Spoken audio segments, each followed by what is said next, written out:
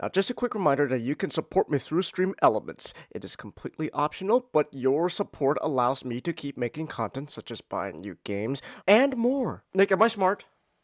No. Okay. Gee, Buzz! Gosh! Oh my goodness! I see what they do with the character design here with this lady. They just decided, all right, you know what? I don't know. I figure I might as well. I don't know why it just come to mind. I might as well ask Baby Hitler debate, because we're talking about babies, Nick. Baby Hitler debate. You gonna do it? You see Baby Hitler? You gonna take that? You gonna take the shot? Bless you. You know what? That's gonna be my answer. All right. Interpret that as you may. After I was infected by deadly flower blossoms.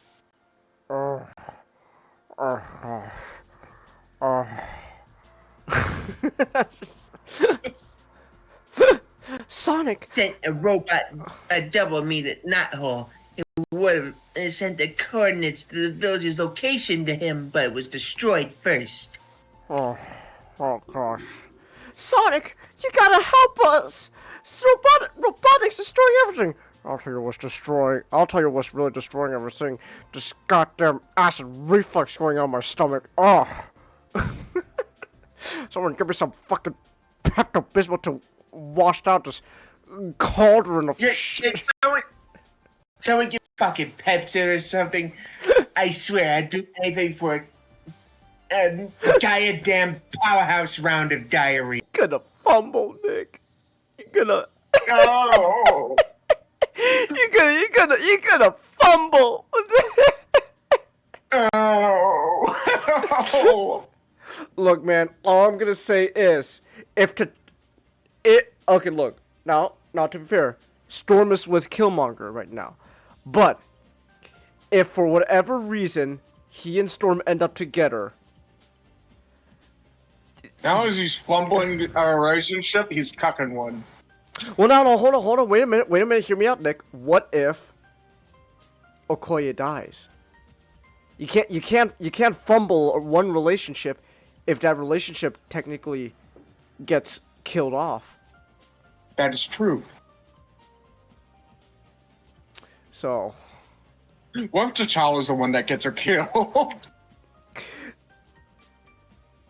that'd be so sad. Oh.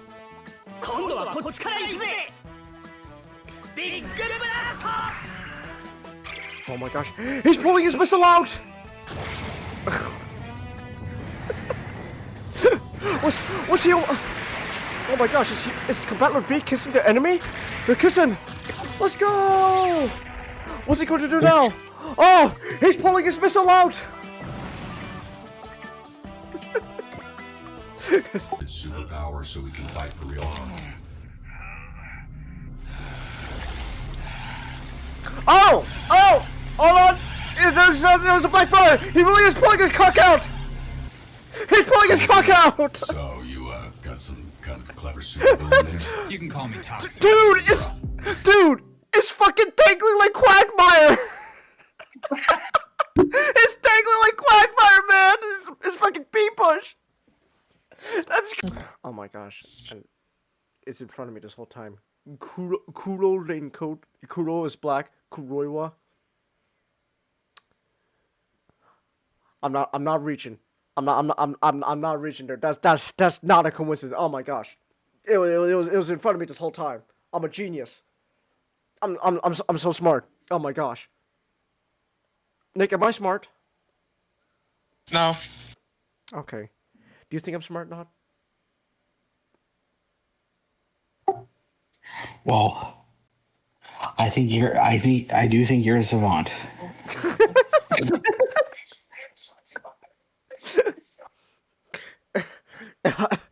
If I'm a savant, then why hasn't no alien tried to kidnap me?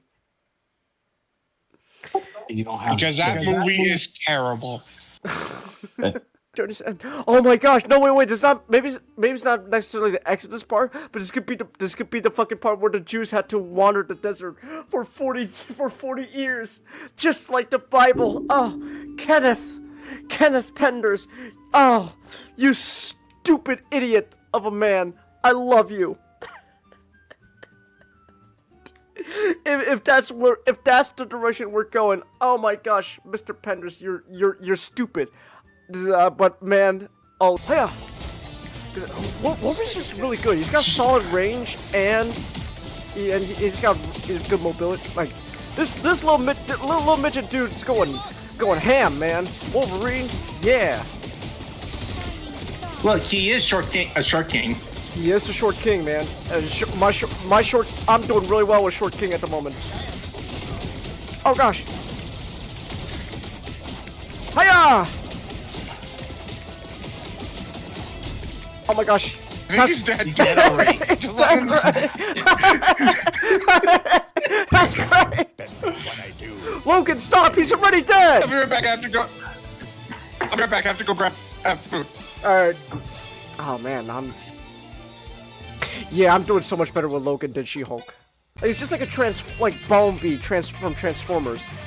And he's got this big ass horn. Oh my gosh. That Jaguar, they're flying at low altitude, so you should have a chance to engage. Understood. I'll give it a try. There's your chance. Damn Jet Jaguar. No more to the right. Just imagine Bumblebee having to hold like Cybertron Metroplexes as a fucking weapon. Oh. That'd be great. If he loses here, the world is... Jet Jaguar's the robot that will defend the peace. If he loses here, the world is doomed. Hear that, Jet Jaguar? I will rise to the challenge.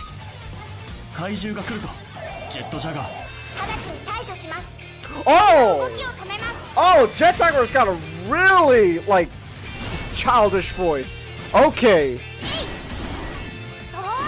Okay, so Jet Jaguar's supposed to sound like a little kid.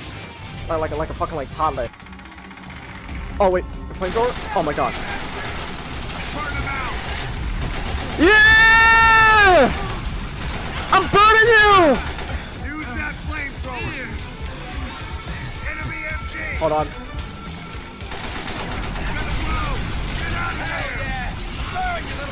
There we go. Well, I just burned a whole bunker full of people, Nick. Are you proud of me? I don't know if I should be proud of that.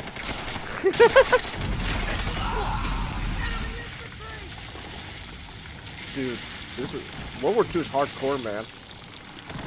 Welcome to the team, Waterboy. Yeah. Bye, welcome to Waterboy. You too. He's cool. Oh no! Oh! Never mind. Changus. Never mind. Changus. No. Changus. No. Changus. No. Changus. No. Changus. He spit. He spit. That's not sanitary, Nick. That's not sanitary. Changus. His entire power is that he's emitting like pure water out of his body. No germs, just water. That's still not very sanitary. Bodo? Yeah, Bodo. They're tied up, Bodo. Not that! Anything but that! Stop it! Stop! Oh. I don't like this. That's yeah, that's yeah, see, that's not drawn in quarter. I think I'd rather have that. I'd rather have drawn in quarter. At least. All right. Oh, off to a great start. We're starting right off the bat with them booing them off the stage. Let's go! That's great. Yeah! Let's go! Yeah! Mentally destroy her! Woo! Could Naomi be right about Fang? Did I really do this? Yes. Yes. Oh no, you bastard! Okay. What I do. You're gonna learn new characters and you're gonna like. No, I like when I have one character and I'm good at it. why change? I call dibs on Wolverine for the rest of the game. Why change what's good? Why change when you have a good thing going? That's silly. If you're good at something, you stick with it. I'm good at Wolverine. I want to stick with him. A game all about variety. I don't care about variety. Explore. That's not how I play. Try new things and like it. No, no. Last time I tried new things, last time I tried new things, What if I want to do Wolverine at some point? Well, okay, Yeah, I think. fine. Hey Nick, you want to try out Wolverine? Yeah, I'll try Wolverine next Okay, time. fine. Fuck it. I'll try I'll Black do Wolverine. Panther. Here you go. My gosh. I was tracking Val extra the movement of arms and ammunition around the world. That led me to an arms deal that's supposed to be happening here. That's right, Quatre. The world is calling for war, and I'm part of that flow. Wolfie. Wolfie. Push yourself to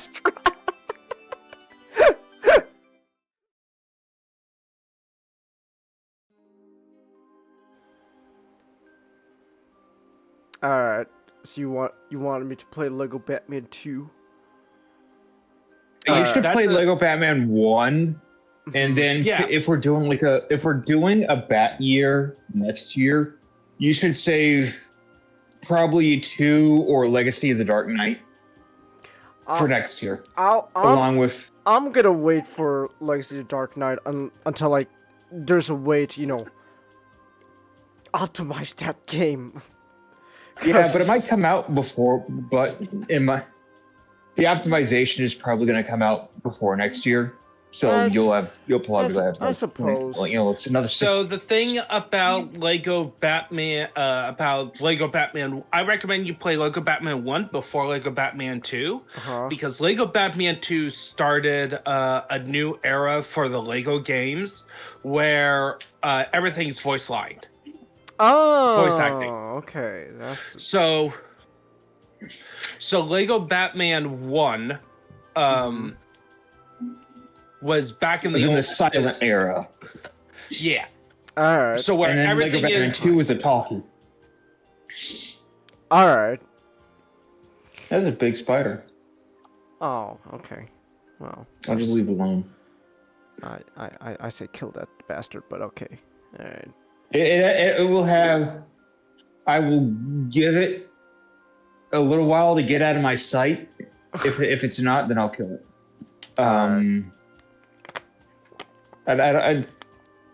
As long as they're catching out of my sight, catching smaller, more annoying bugs, I will leave it alone. I say kill them all. I don't care if it screws up the ecosystem. I hate those buggers. Well, you're in California, so you're on the other side of the country, so you can't kill this one. That's from me. Its life is mine. But Lego Batman 1, I would say you should. I would say you should probably play it as one of your very immediate next games. Okay. Since to capitalize off of Legacy of the Dark Knight. And since you can't play Legacy of the Dark Knight, Lego Batman 1 is a very good substitute. Right. It's 2-player co-op. So you put it on Friday or something like that, or some other day. Anyone, I think. I'm not sure if it's online. Run those games. Yeah. Well, I mean, Yeah. he's played what is it? The Lego Star Wars The Complete Saga. So. Yeah, get Nick on there. Play have him be Robin, or you could be Robin. I do and want. then maybe, I do just want to play then- the Lego games in general. So. Yeah, Batman. Batman, Lego Batman, and then some Lego Star Wars are peak. But I would play Lego Batman right now, and then leave. Depending on how the cookie crumbles, Lego Batman 2 or Legacy of the Dark Knight. But I was saying, if we're doing a bat year, you shouldn't have like a whole lineup of like we're doing Batman movie 2 stints. We're doing Batman comics. You got to do a whole bunch of Batman games. Oh, all right. Like Arkham Knight, one of the Lego Batmans, probably Gotham Knight. Yeah. Maybe revisit one of the Telltales. Hmm. Oh, excuse me. Did you already do? I know you and Nick were planning to do like an Archer playthrough of the Telltale Batman games. Yeah, where we just go through those games again, but like we just pick the worst options possible. You should do the Archer. You should do the Archer one next Just year. choose all the worst options and make Bruce an absolute ass. That was the plan. Hey Harvey, nice face. I wonder how that happened. Nice face. Oh, shit. You look just like your mother. You look just like your mom. Oh my gosh. I don't know what. Damn, I am gassy all of a sudden. My gosh. I was hot, and then now I'm gassy because now I'm feeling a little bloated after chugging a whole bottle of water to cool down. And that bottle of water is done. Adios. Whee! Now I could drink a can of dry ginger ale, baby. Gotham Knights has a 4. I found this out, but it had a 4-player DLC. Huh. That'd be fun. Sure. I haven't played Gotham Knights yet, though, either. It's 2-player for the main story, but there's a 4-player like forward mode DLC. Oh, okay. It's $60. All right. Well, it's $60 right now. There's but, a $25. That should be for next. There's a $25 DLC just for cosmetics. Which one is it? It's like the Visionary Pack thing. And like, ooh, I know like it comes with all sorts of like cosmetics and stuff, but like $25? All right, now look it up on is there any deal? Well, no, I was talking about the DLC, the cosmetic pack. So look up is there any deal? I'm sure the main game's probably cheaper somewhere else. So, but yeah, no, like I just think $25 for a cosmetic pack is a bit just.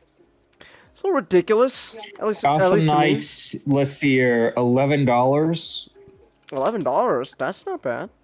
on the Humble Store. That's not too bad. I gotta say.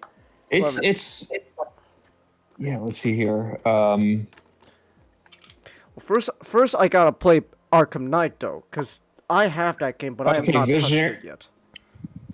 Visionary Pack is still $25, but its lowest point was $3. $3. Wow. So if you have that, on a wait list, you can probably get it.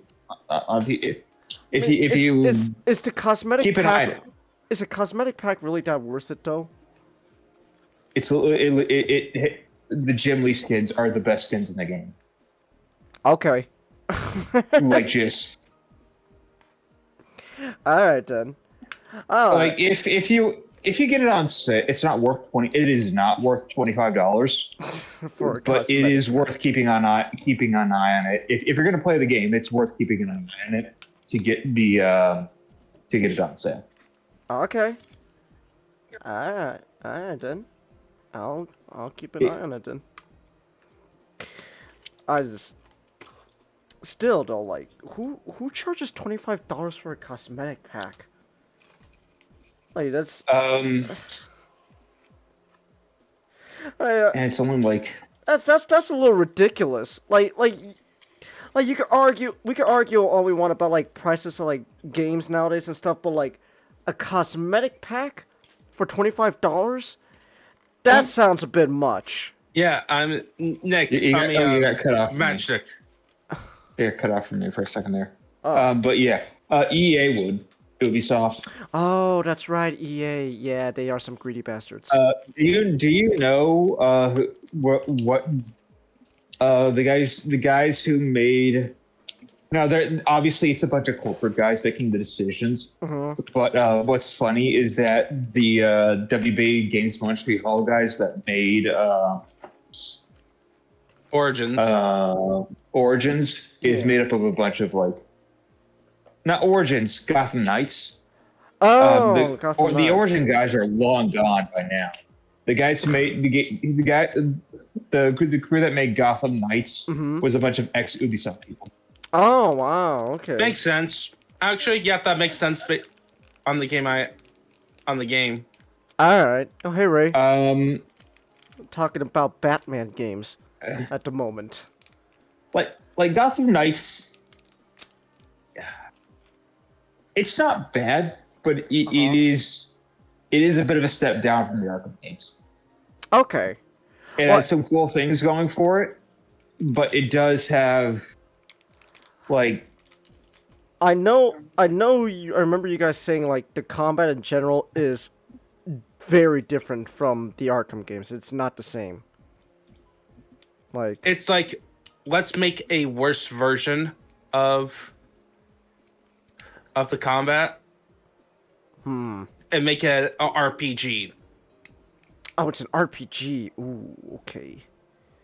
So that's gonna, but RPG in the late 2010s style. All right. So, well, either way, that game's gonna take a bit. Then it's gonna take a little bit just to play and finish. So, but all right, I'll get around to it. I'll get around to it. First, I gotta play. First, again, I gotta do Arkham Knight. Discord's been. Yeah, you gotta do Arkham Knight. I gotta do Arkham Knight, and then I gotta get all the Riddler trophies. All right, time to hop in my bat tank. To be fair, they got the hint and they made it. They made a less Riddler trophies than Arkham City. Oh, okay. Oh wait, no wait. Arkham. Hold on. I remember this. I remember seeing this earlier. On social media. It's funny that the new Lego Batman game, it really is just a successor to the Arkham games, because now there's a new skin that you can unlock, and it's locked behind all the Riddler trophies. I think that's just really funny. It's oh man, even in Lego Batman, you gotta collect all the Riddler trophies. I like that, man. You know how Batman connect trophies in his Batcave? Yeah. What about all those do you think he just has a wall devoted entirely to Riddler trophies? To Riddler trophies? That'd be funny. Yes. No. I think he just does this to troll Nigma. He gives them back. Oh, true. Yeah, he would do that. He keeps one though. Yeah, exactly. Yeah, he keeps one. Keeps No, the one he keeps is the one in Arkham Origins because it's the first one. Oh, true. You're so right. That's right. But yeah, but you know what? Honestly, I can't wait for when we gotta have a bunch of YouTube videos. That's just all right. Here's Here's a 3-hour video on a comprehensive guide on how to get all the Riddler trophies. Thank you. Very cool. I can't wait. That's gonna be fun. Those guys are gonna have a resurgence of people making videos about collecting all the Riddler trophies. So yes, thanks to Lego, the Arkham games are truly back. But Arkham Knight has 200 something Riddler trophies, while Arkham City has 400 something Riddler trophies. Oh, I see. Well, guess I'm not getting all the Riddler trophies after all. That's a little. I mean, 200 is still quite a bit. So.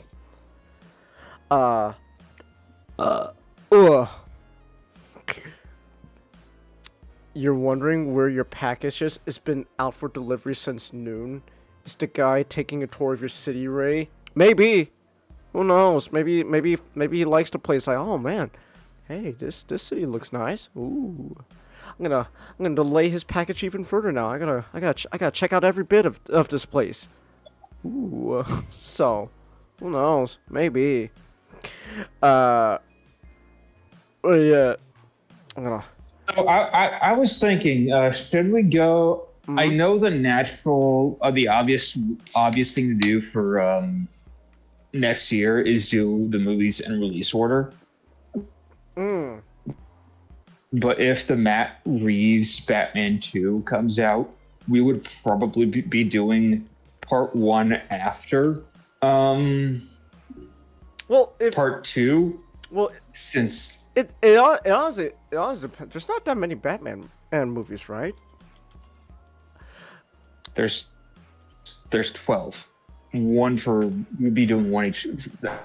Wait, hold on. I forget. Are we talking about? So when we just are we talking just movies? Hold on. I forget. Are we talking just specifically the live action stuff, or are we also including the anime? Does that include the animated stuff? Theatrical movies. Theatrical movies. So okay. Mask of the right. So Mask of the Phantasm. That were released theatrical would be included. So Mask of the Phantasm and Lego Batman, which bumps it up to 12. So one each month. I was thinking. I mean, I was gonna do the whole release order out of whack, but then I decided just now. Why don't we just do the Batman number 1 as the first one? Well, hold on. When is Batman Part 2 coming out? What is the? I'm trying to remember what is slated. Next year. That's. I'm trying to remember. Do we have a month? Or I'm trying to see if there's already a month they have set in stone. I'm later next year. Okay, this obviously could change, but Google says October 1st, 2027. That could be wrong. That could be subject to change. But I guess at the moment, October would be the Batman Part 2. So what? So like. With Batman, if we do Batman Part 1 and the release and theatrical and the release order, it would be December. But I was thinking that maybe let's just move that one up to January, and then just continue on with how the release order would be. So we just do the Batman first, and then do everything else in release order. So 66. Oh, here we go. I found Burton. Here we go. I found a list. All right, Batman. So Batman Returns. Oh, there's a. What is it? There's a 1966 Batman movie. Oh. Wait. Yeah. Adam West. Ah. Huh. Well, okay then. I didn't know there was an Adam West Batman movie. Shit. All right. The Adam West, and then you got Batman. Here, I can do it off the top of my head. Adam West, the two Burton, the two Schumachers. Right. Batman and Robin. And then the three Nolans. BVS, which Nick wanted to count. We're doing Lego Batman, the Batman, and Mask of the Phantasm. So 12. Okay. All right then. Man, we have to. Man, honestly, not gonna lie, I'm a little excited to rewatch Batman vs Superman. That was a movie I remember watching a while ago. So we're gonna have to do that one as a group watch along because I'm not watching that shit by myself. I'm honestly, I could probably watch that myself. So, 10 hours is ridiculous. Okay, well, see now, Ray, when you put it that way, 10 hours waiting for a package, that's a little, yeah. Okay, that's a little, I don't know about that. Little cringe, UPS. So. Hey. I also think I don't know. I don't know if we should. I really want to put in.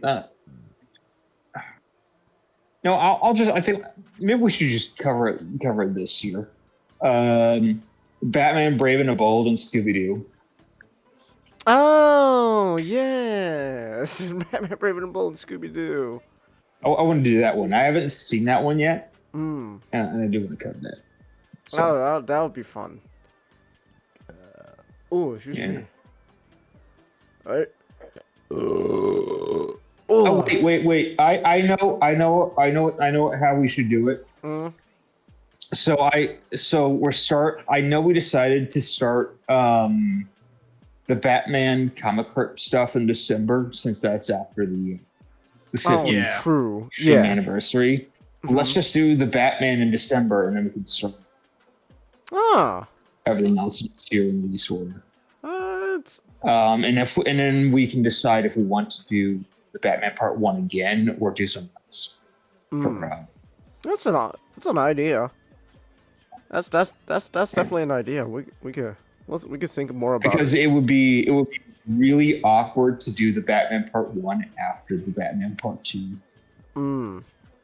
I mean, I don't find it too awkward. Like, it's not like, you know, like for me, it's like, oh, I watched the Batman Part 2, and now, like, you know, rewatching the first one. It's like, oh, now you got a little bit more context. Like maybe the Batman Part 2 I think it does make some stuff. It's like, ooh, that's a fun rewatch experience. I think it makes the most logical sense to watch it at least once before. Like I would get watching it after, but I think it makes sense to just do it. Yeah, I suppose. Because that, yeah.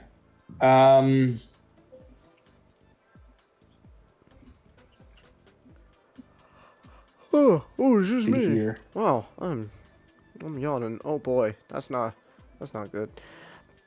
This is basal retardation, Ray. No, hold on. How speaking of thumbnails, we should do like a little Bat Year logo for all the Bat Year stuff. That would be fun. Oh, that would be fun. Yeah. And then use the overly dramatic AI. AI? Well, hold on. You didn't mention anything about AI in these thumbnails. Oh, I need to show you what I mean by the thumbnails. Like, that's been annoying me. We're talking about thumbnails now? Oh, I know. We're getting Batman versus Ultron. I'm gonna. Hold on, wait. I'm gonna show you some thumbnails. Like, it's not just the ones that's been annoying me. It's not just No, hold on. You have not mentioned AI, so now I gotta do the obligatory button. AI. Let's go. AI. Let's go. I'm all for. Let's go build those data centers. Ruin the population and the water supply. Woo! All right. let me just. Yeah, you gotta show me these AI stuff now. I'm gonna show you the one that's been really bugging me. Like Oh, now I'm curious. I'm just trying to find. I'm finding the right ones. I'm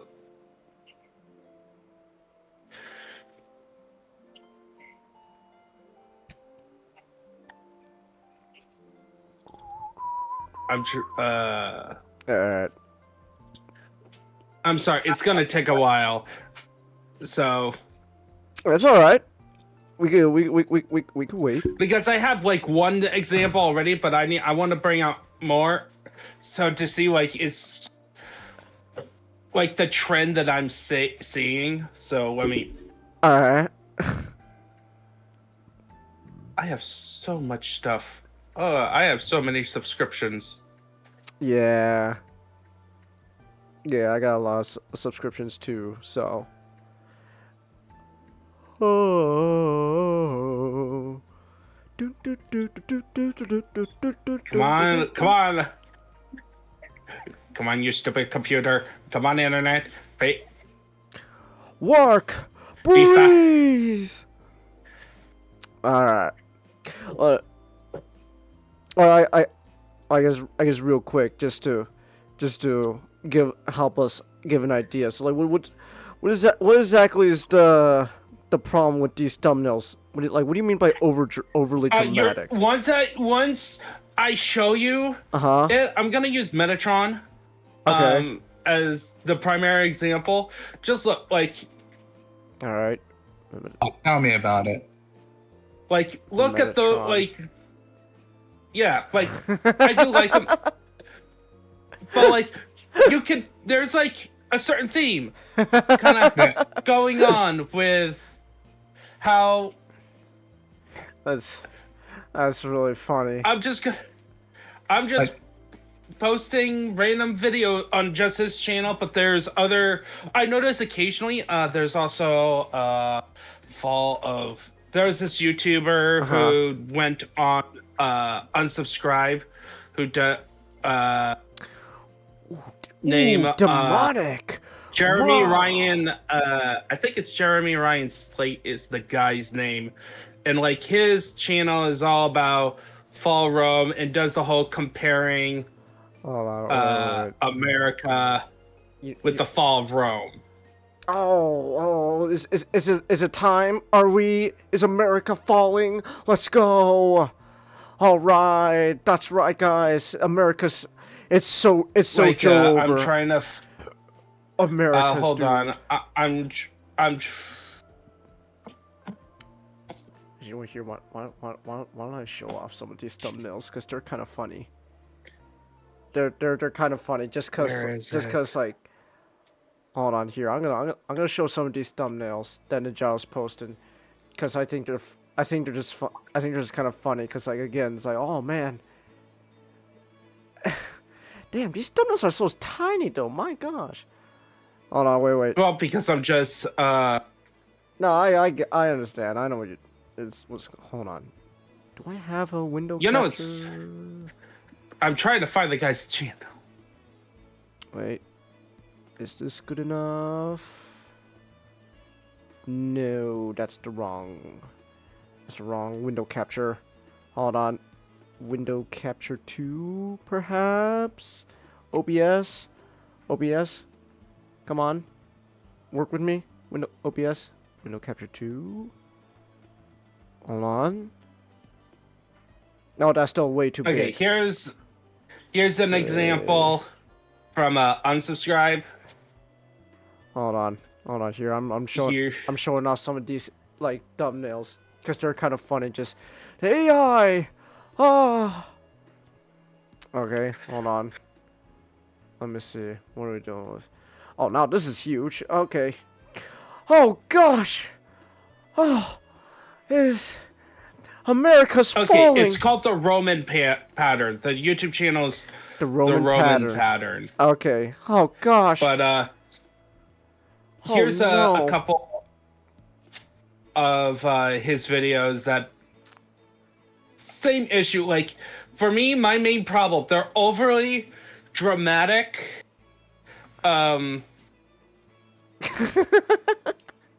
Like they look the same. Like they're like I feel like when it comes to thumbnails, they're starting to look the same with a dark back. Like it's like super dark, and like just the color grading. Like you can tell it's like they put on like a filter on it. There's also like a lot of AI use going on here, and it's like it's just. Like I'm not against it. I am not against AI, and I am not against using I know. thumbnails. I actually know. use.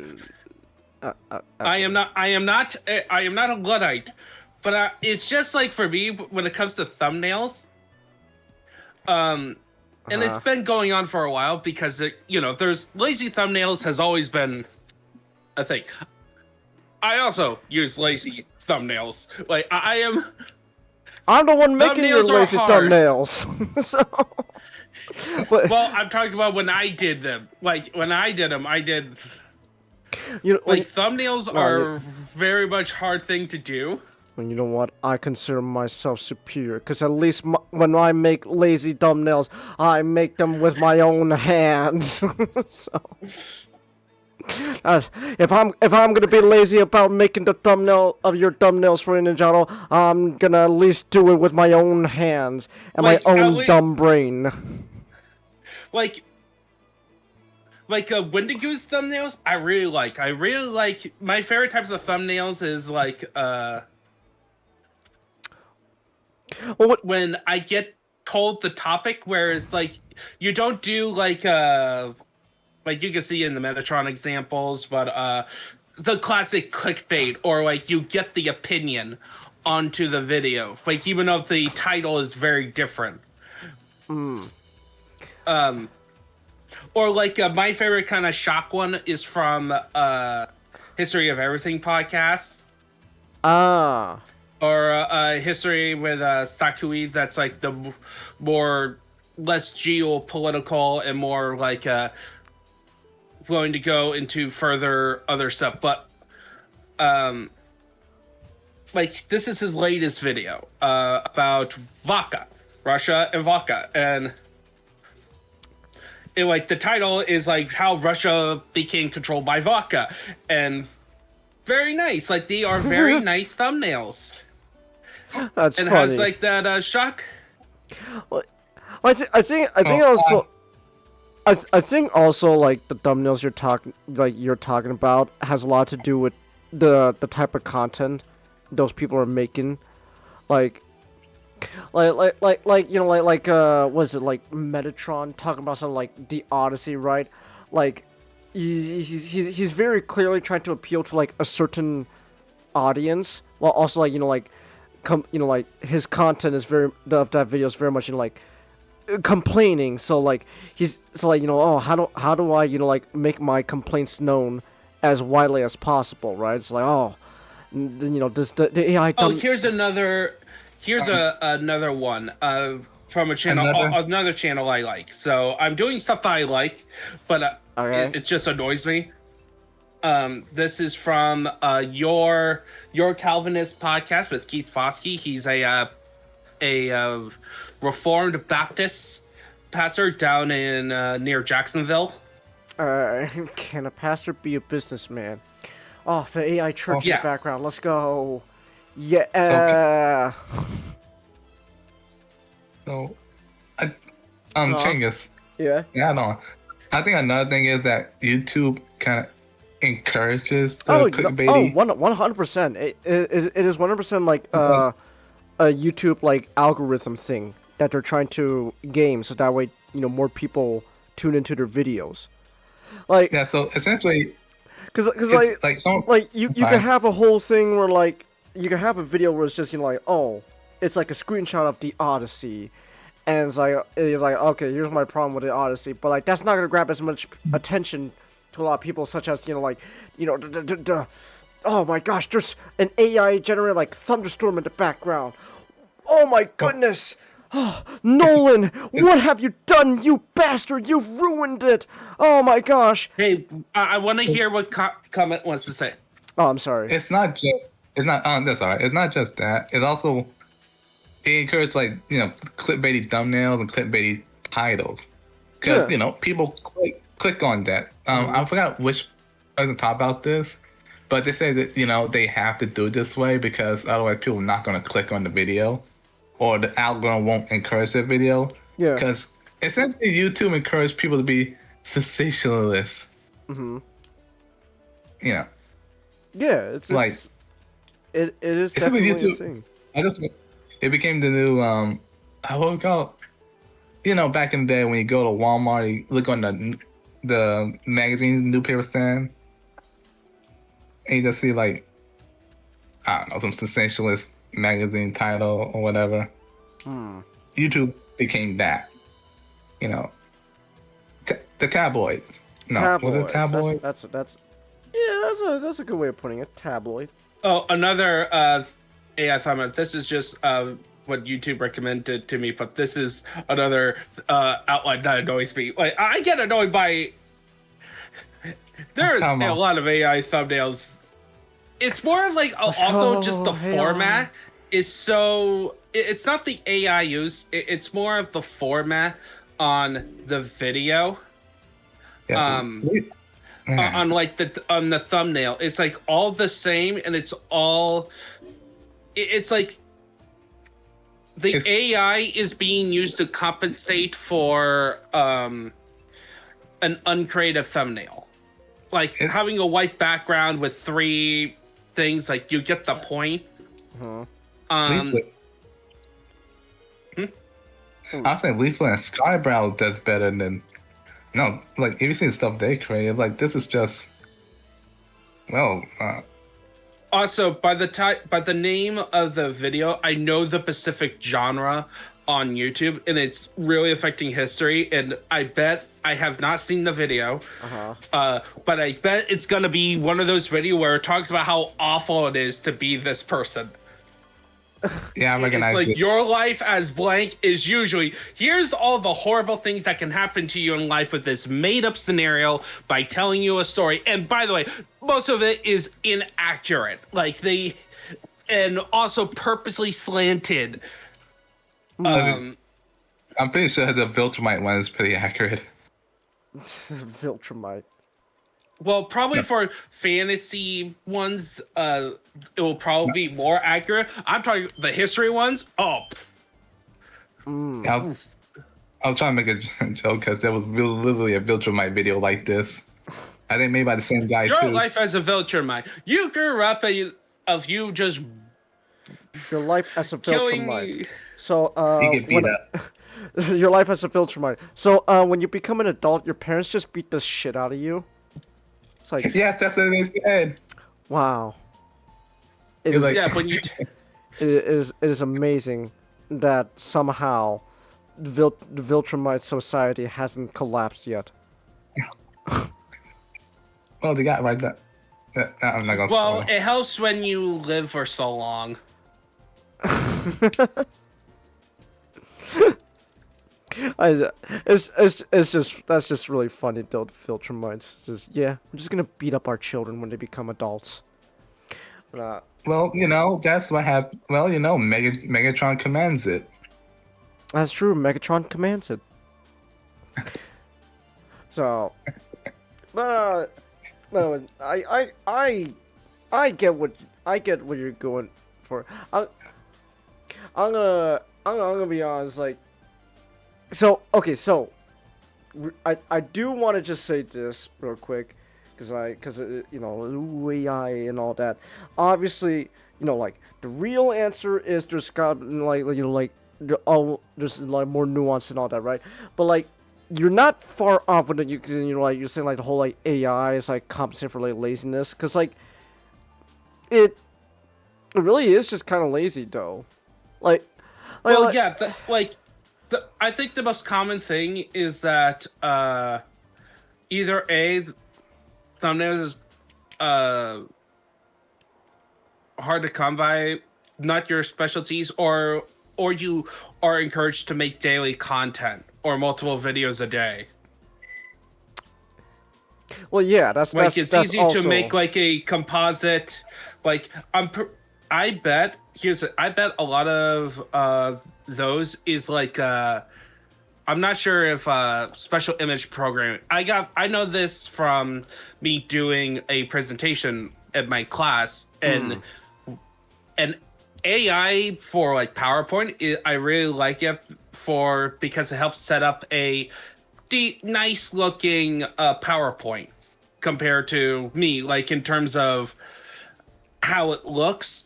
And of course I did some changes to it to make it my own and I like in my PowerPoint, but it allowed to like take 2 images that I'd normally just be all flat images with white text and actually make it interesting to look at.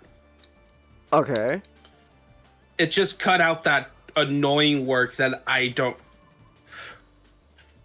understand so I can spend more time working on my schoolwork as opposed to trying to make like a super pretty presentation, which isn't my strong suit at all. But like I get it. I get that. I think I'm just a more of the styles that just keep popping up and Also, another thing. They seem to use the cheapest ones. What do you mean by cheapest ones? Well, they don't.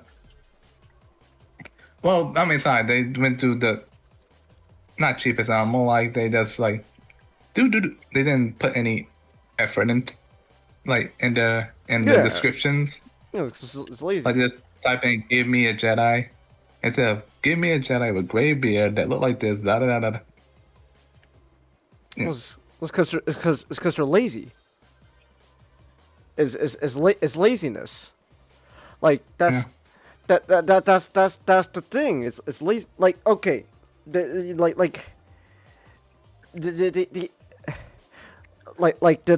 AI itself is like again. That's a whole conversation that we've had so many times already on the AI itself. But like the usage of AI for majority of these people like making these like thumbnails for their videos and stuff, it's just it is out of a place of like legitimately laziness. Not gonna lie, like you sure like okay, maybe there's like some cases where you could argue like like a daily content thing where like I like what I do, I just don't have time for like put together a thumbnail and all that so they go to they use AI. That's like, but like and like there's yeah and but then that alone is kind of an art that but that reason alone is kind of a whole argument on its own. But like majority of the time, like it is just it is kind of laziness. And then like but then sure like like the AI is like a laziness thing, but it's just also like the appearance, right, of like some like just like oh my gosh, oh my goodness, the United States Capitol's on fire, is again is to drum up like a dramatic reaction so that way people click on it. So it's engagement farming. So people are more. Can I? Yeah. Speaking of, I just kind of find it funny. Like if you look at the thumbnail with the Jedi, the middle one, his lightsaber is on. Yeah, that's the AI. That's the AI at work right there. So yeah, I just had this funny image. He's just like he had to like cut off his leg because his lightsaber just got turned on. And he's just trying to hold it in. I guess I don't know. I'm gonna be honest. Like just for me personally, if I see like an AI thumbnail, it just mostly for me is like the reaction I get is not so much AI bad. It's more just I can tell this is just a really lazy thumbnail, and it's like the video itself is probably not gonna be as like dramatic as they're making out to be, and it's like oh gosh shit America's falling, guys. It's falling. We gotta do something about it. We gotta stop the liberals. Oh my goodness. So we're gonna, but like, okay, that's my that's my content. We gotta stop those libtards from ruining America, just like what happened to Rome. Okay, now I need to find out how to make an engaging thumbnail for, you know, the type of people I want to watch this type of stuff. It's like, oh, you know, you know, overly dramatic. You know, like, oh, there's fire. Oh my goodness. Like it's laziness. It's there's a lot of reasons, honestly, but like really big reason is just it's laziness. They need to game the system, but at the same time, they're you know they're kind of lazy about gaming the system, so. But also like then again, like I'm pretty sure YouTube itself encourages the AI like usage and all that, so like so oh, I just think it's just, you know, this is just a problem of just laziness. That's my opinion. That's my 2 cents. But Dush.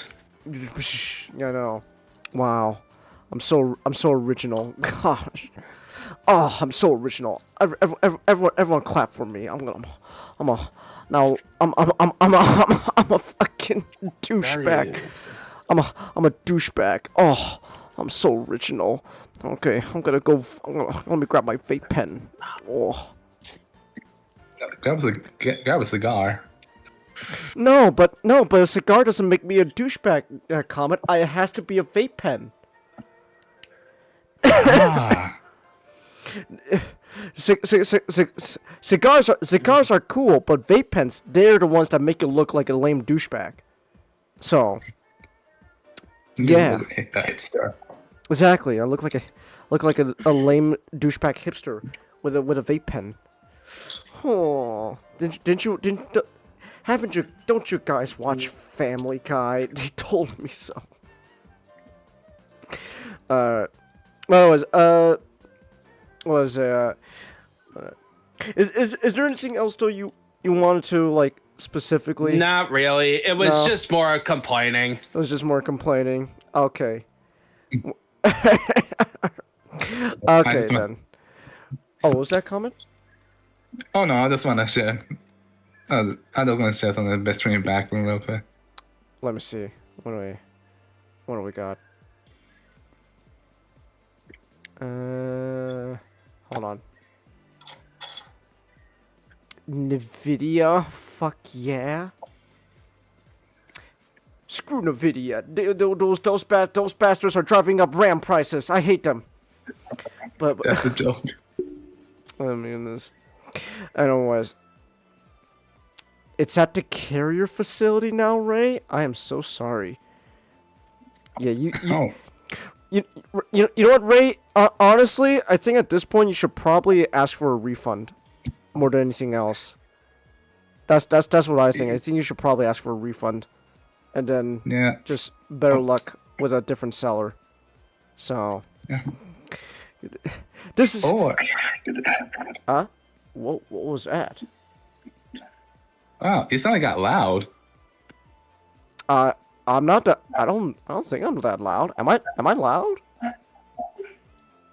You're back normal. If I'm loud, then you could just turn my volume down in the Discord voice chat. That's all. So. But yeah, anyways, I think I spent enough time complaining about AI thumbnails and all that. So you know what? You know what I'm gonna complain. Yeah. So you know what I'm gonna complain about now? I'm gonna complain about emulators and how it's so hard to emulate certain games. Those bastards. I hate that. So hopefully it wasn't too hard for you, Comet, to emulate the Votoms game, was it? No, it ran smooth. It ran smooth? Okay. Yeah. So I guess Armored Core just wants to be a bitch when it comes to emulating. All right then. Well, I think the general consensus is usually PS2, Game Boy Advance. The early generations, before 360, I believe it's much easier to emulate. Oh, okay. because with later generations, you're gonna need a more powerful computer. Okay, I see. Well. Yeah. So Votoms, huh? Oh yeah, it's really, honestly, it's really good. We're also getting a new film. We are. Yeah. So we're gonna have another bad day in the life of Chirico. Let's go. I think the new film is a side story. It's set in the universe, but it's not following Chirico. Is it most of Votoms is somehow involves Chirico? Well, yes, but there are Votom stories that doesn't involve Chirico, like Marrowwink and there was another one. I don't know, but the Votom video game. It's pretty much a video game adaptation of the Votom series and the OVAs. Oh, great! So you get to see, we can get a full cutscene of everyone's favorite Jericho not being happy. Exactly. Yeah. Look at it. Follow the story, and what's really fun in the game, usually these type of games turn out, well, not so good. Okay. But this one's good? It's really good. What I really like is the way how the armor troopers move. The Votoms themselves? Oh, no, yes, Votom. I'm a fake Votoms fan. Shit! Damn it! Votoms is the word for, the pilots. I'm so stupid. Oh, gosh. I'm a fake fan. I'm gonna go fly myself.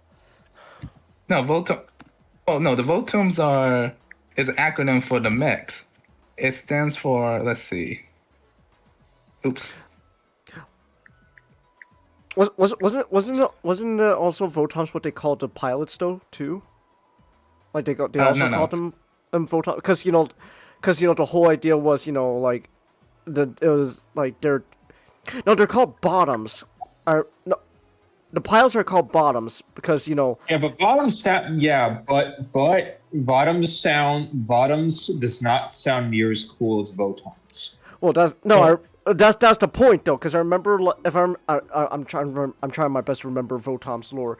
So isn't it that the pilots are called bottoms because it sounds like how they pronounce the Votoms, they pronounce it Votoms with Votoms in the anime and stuff over there in Japan, and it sounds like bottoms, and then the whole point is it's a derogatory term because anyone who pilots an armored trooper is essentially driving around a metal coffin that could just explode in an instant.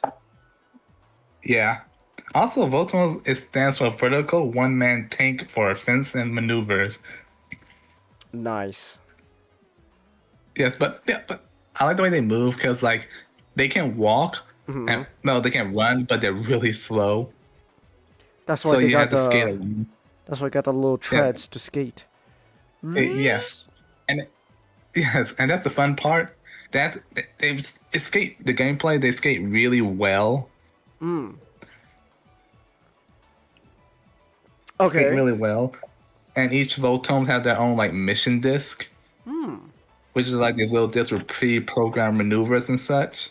All right. So the pilot doesn't do everything, but in the game they do special moves. For example, the all the red shoulder custom scope dolls have the red the red shoulder maneuvers. You launch the smoke. Then you just do the whole red shoulder glow thing as you move around in the smoke. And stuff. And other special moves. Another aspect of the game is that you can get out of your scope dot of your AT and fight on foot. Good luck with that. And the thing about it, you can use if you do the timing just right, you can use Chirico pistol to kill the pilot.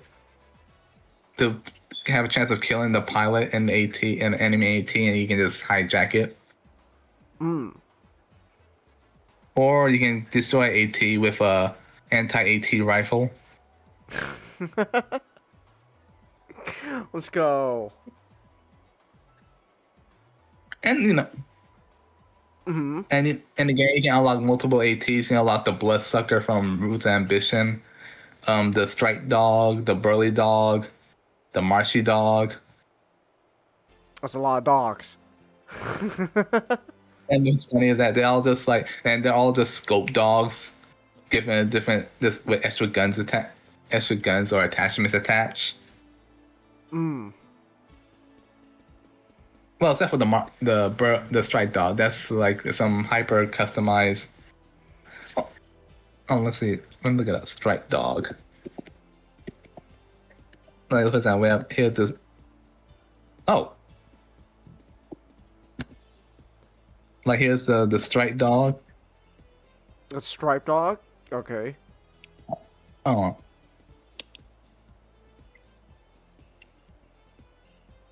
Alright. Hold on. Let's give Okay. No, that's cool. We'll give you a hot minute. Oh, it's me. Oh boy.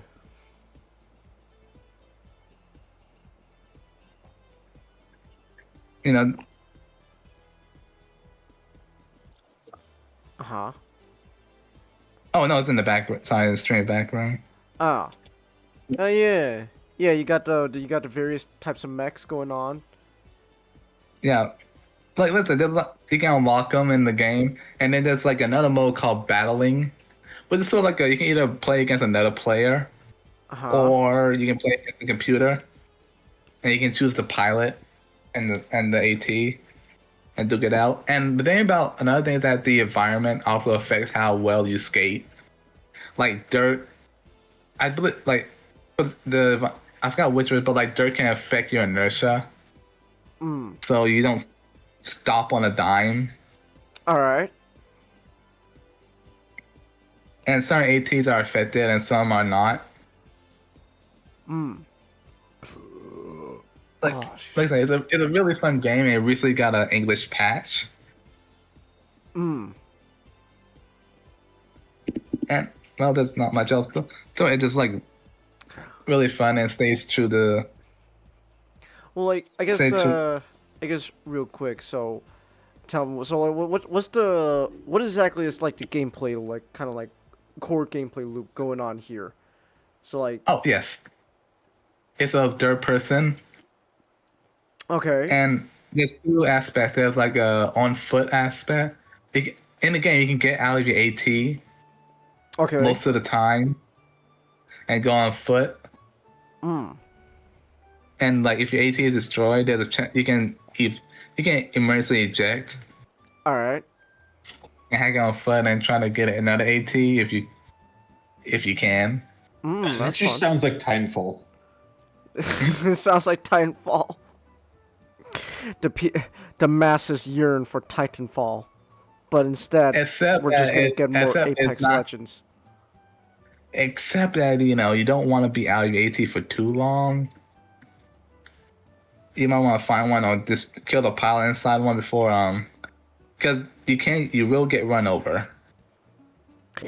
So, all right. So help me understand this game, So like, I'm assuming it's like a mission-based kind of thing. Like you get like a list of missions to do, and like you land in like a little area, and you just go around shooting things.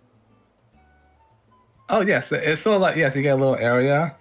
Some you get a little area. Some it's more like you go in a building, a temple, you go to a corridor. And you, like explore the area to get to mission objectives or get to the next area. Okay. All right. Like do these objectives are vary, or is it just usually just shoot like the enemies, kill them all? It usually shoot the enemies, sometimes destroy, protect your allies for a certain amount of time. Oh gosh. No, it's alright. I just don't like I'm not a fan of missions where I gotta like protect something. It's always a pain in the butt. It's like, oh man. Oh. And let's see, there's and sometimes there's boss fights All right. where you gotta fight the enemy AT pilot named Epsilon. Epsilon. All right then. Now, what was it? So, what was I trying to say? What the thing?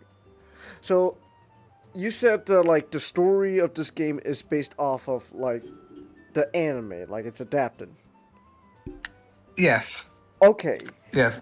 Yeah, it follows the anime, and then when you beat the game, Mm-hmm.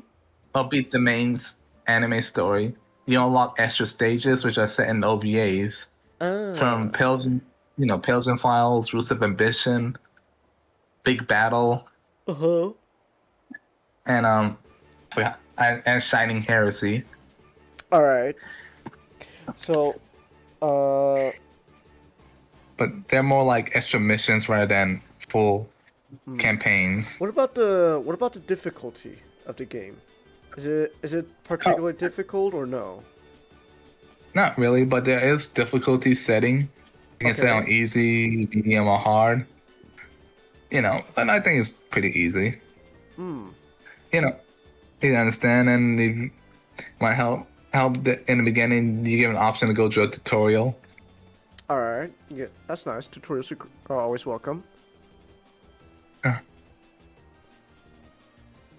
So. The fun. Yeah. Yeah. Also, there's no there's melee options, but it's more like you can like some have claws, like the strike dog, but most times you just punch.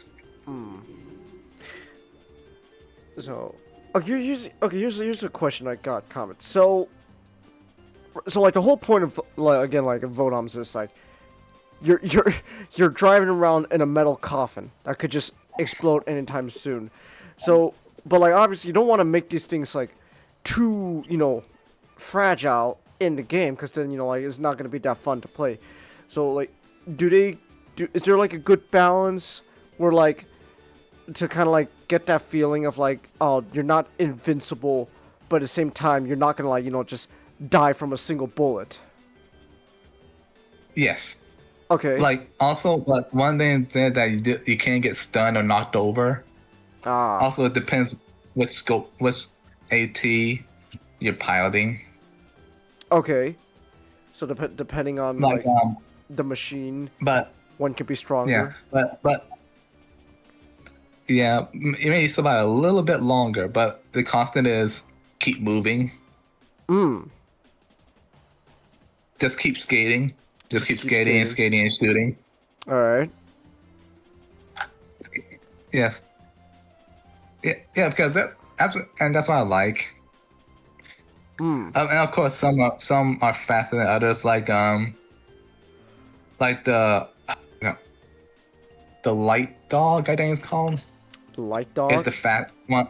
It's one of the fastest ones because essentially it's from Big Battle. Okay. And the Shiriko was fighting this highly advanced AT. So to compensate, he stripped all the armor off his scope dog. Oh. All right. So. Yeah. Yes. So essentially, he stripped all the armor off his scope dog to maximize speed. Okay. So here it is.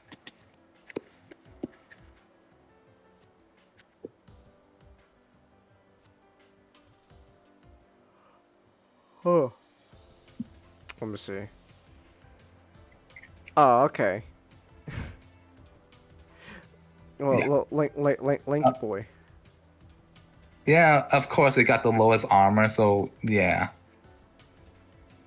So it's pretty much a glass cannon. But in the game. Yes. But the game is really fun. Like I said, it plays really smooth, and it doesn't feel sluggish.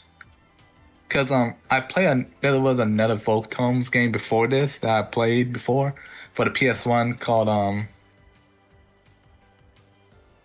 yeah, it was not. I forgot what it was called, but I know it was not good. Okay. Yeah, but this one, like I say, it plays really well, and it's just a good game. Good game this month. Yes. Yeah, like I said, a good game. Not much to it. It deserved time. I just wish there was more Votoms games like this one, but unfortunately, there's not.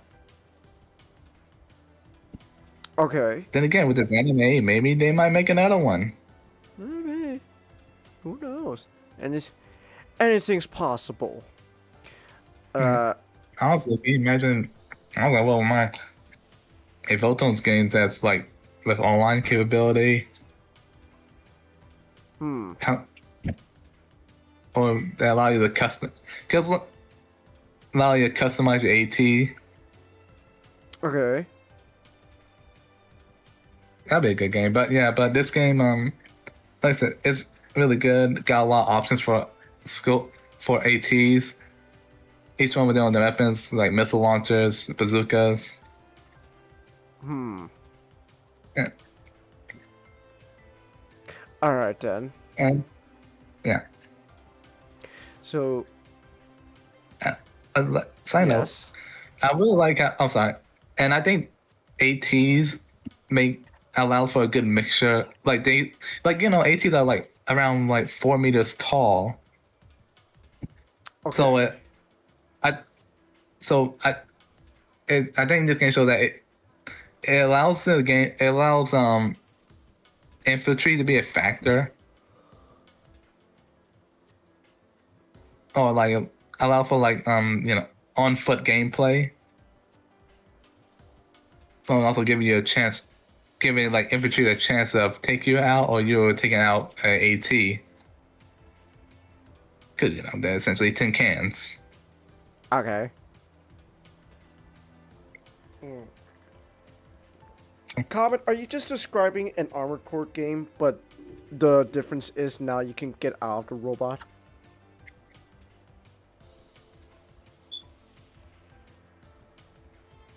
Well, it is a mech game. Well, it's grounded. It's more grounded than Armored Core. it's more grounded than Armored Core. Because Armored Core, you're being slowly killed by radiation. Well, that's one version. Well, that's only one version of Armored Core. And in Votoms, you just, the ATs just use very, very volatile gasoline. Let's go! All right. Yeah.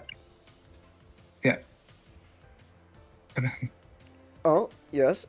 You gonna say something? Oh, no, I said, yeah, that's about... That's it? Oh, okay. Yeah, play the game. It's out now. You can get the patch and patch up. In fact, you can get it on archive. Well, not the patch, but... You can get the... Well, I gotta head out. Have a good night, guys. All right, have a good night. Have a good night. Man, he doesn't... Yeah, you can get... Can't believe he doesn't want to talk about cinema. My goodness. Oh, well. Yes, in fact, you can get the Votoms PS2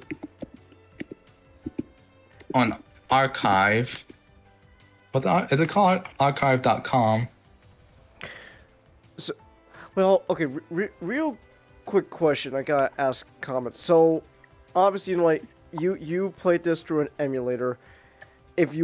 For people who do not understand, the Japanese language Nippon, do you need to have the emulator? Like, was the physical PlayStation 2 game only in Japan? It's only in Japan. Okay, so you would probably need like an emulator to like patch in translations. All right. Yeah. Okay, that's it's 90% done. Okay. So that, and you get on romhacking.net. Then or Yes. Or you can there are, I know on CD Romance there's a already patched ISO on there. God dang! Someone on Amazon is charging $264 for a Japanese import of the game. Why? Well, because it's an old game, so that already is gonna bump up the price. And on top of that, you're importing from a foreign country, so you gotta do like international shipping prices and stuff. And on top of that, aren't we still isn't the Americans and government still doing like a bunch of like the tariff stuff? So like it's gonna be expensive, Comet, to bring in a game from an old ass game from Japan to America. I know. I just mean like, if you want to play it, or unless you mean someone who just want to collect it. Well, I mean, like, I'm talking like if someone wanted like a physical copy of this game you're talking about, then at least I'm just saying, on Amazon.com, someone is charging $264, and that's not including shipping. Alright, hold on. Here we go. Someone on eBay got this game as well for $272. And so yeah, like it's an old game, Comet. It's gonna. I'm just saying. I just wanted to see like how expensive it would be for a physical copy of this old ass game. Like you're gonna have to pay a little bit more than a penny. So.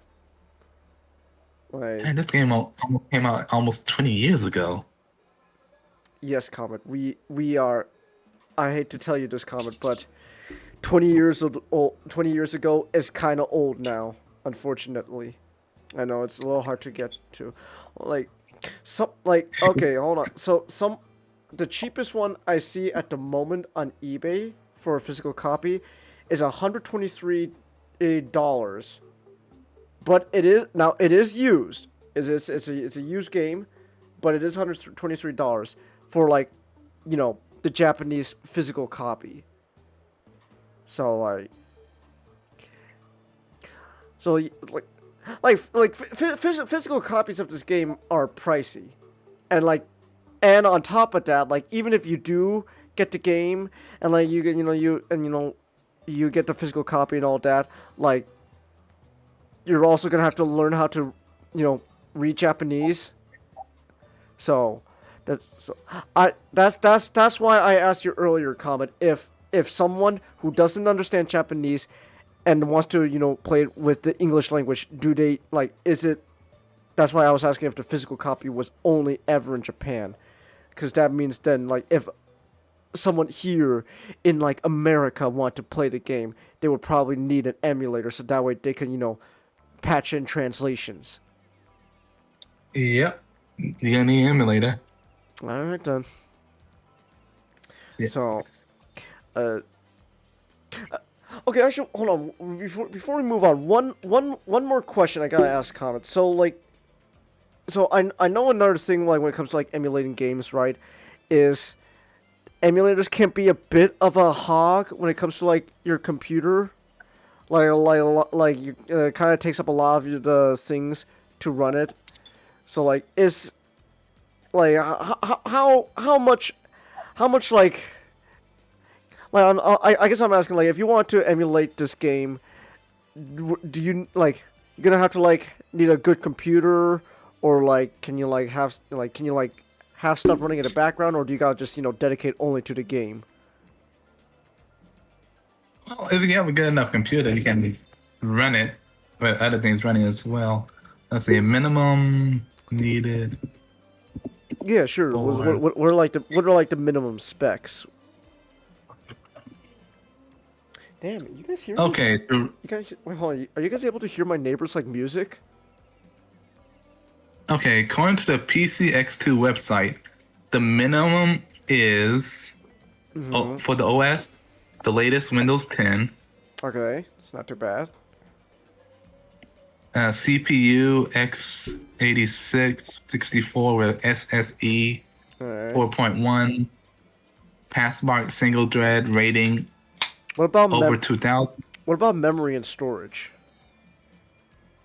Memory? Okay. Okay, RAM, you need at least 8. 8 gigabytes? Oh, that's not too bad. Okay. Now, this is the minimum.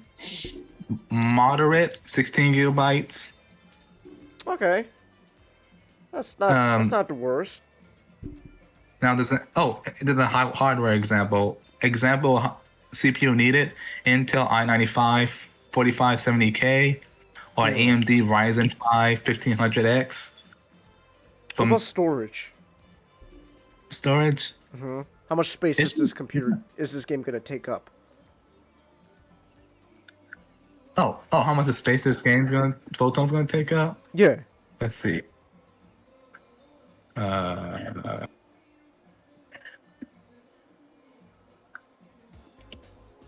see if I can.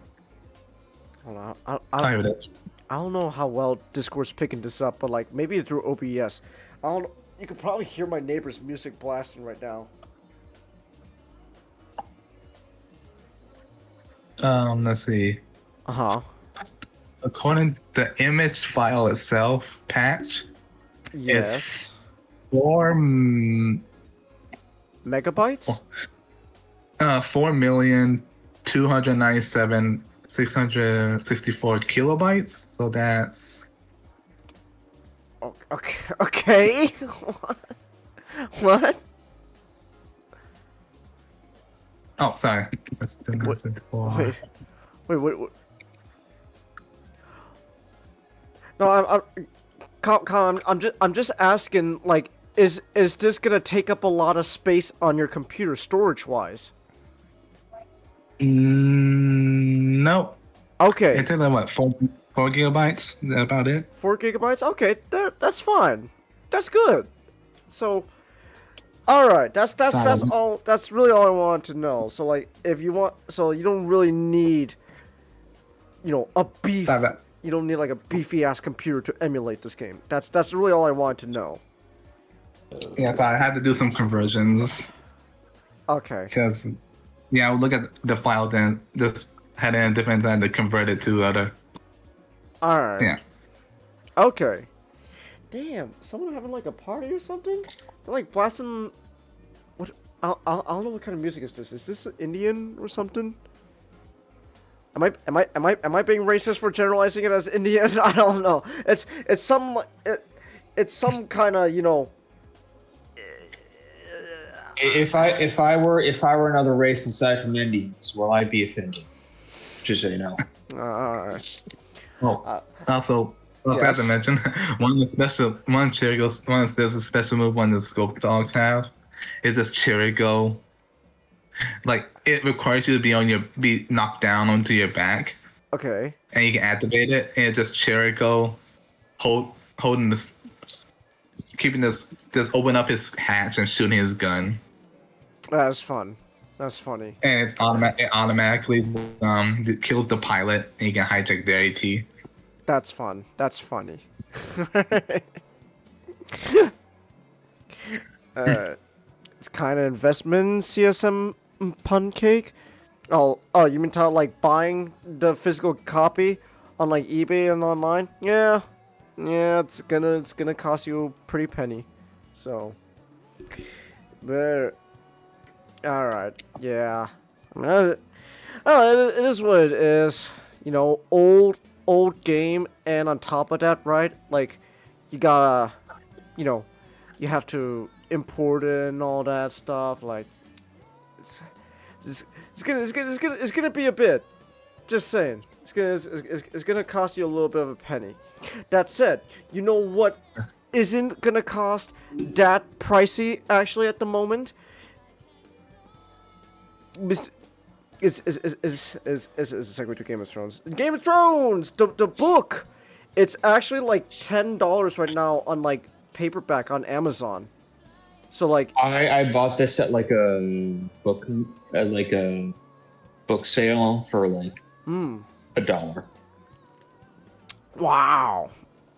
Damn. You know, some guy gonna, Yes. Comment. honestly, some guy's gonna buy that book, keep reading, and be like, I can't wait to get to the end and see how all this ends. Don't worry. Trust me, guys. The dragons are coming. They're coming. So, anyways, there Jon Snow stood, his penis glistening in the sunlight.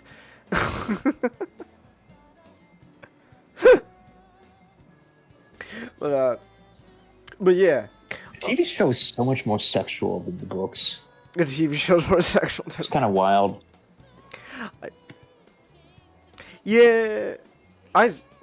I'm gonna be honest. My really only exposure to Game of Thrones is I know the ending to the show sucks ass, and then there's also the South Park episode. So I actually have never read or seen Game of Thrones in its entirety. So, but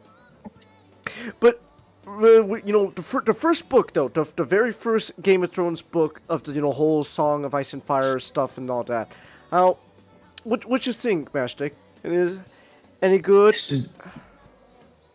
is really fucking good, man. It is really wow. good.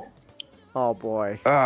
Shame that fat ass will never type another word about it again. He's never writing that book's never coming out. He's dying first. Oh my goodness. Oh. Yeah. So Game of Thrones. Mm-hmm. Everybody, well, technically a Game of Thrones. Because that's what Martin likes to do. Puts a little A. A. Is a sort of dark fantasy. Like people say it's grimdark. I would not say so. You know, I have some Warhammer figures on my shelf. I think I know a real. I know what grimdark is. This isn't it. It is dark though.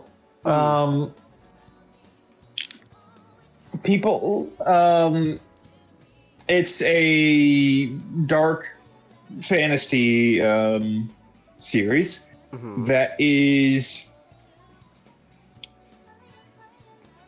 It's the best way to describe it is epic fantasy because it does. There is the main conflict is the political crisis between the Starks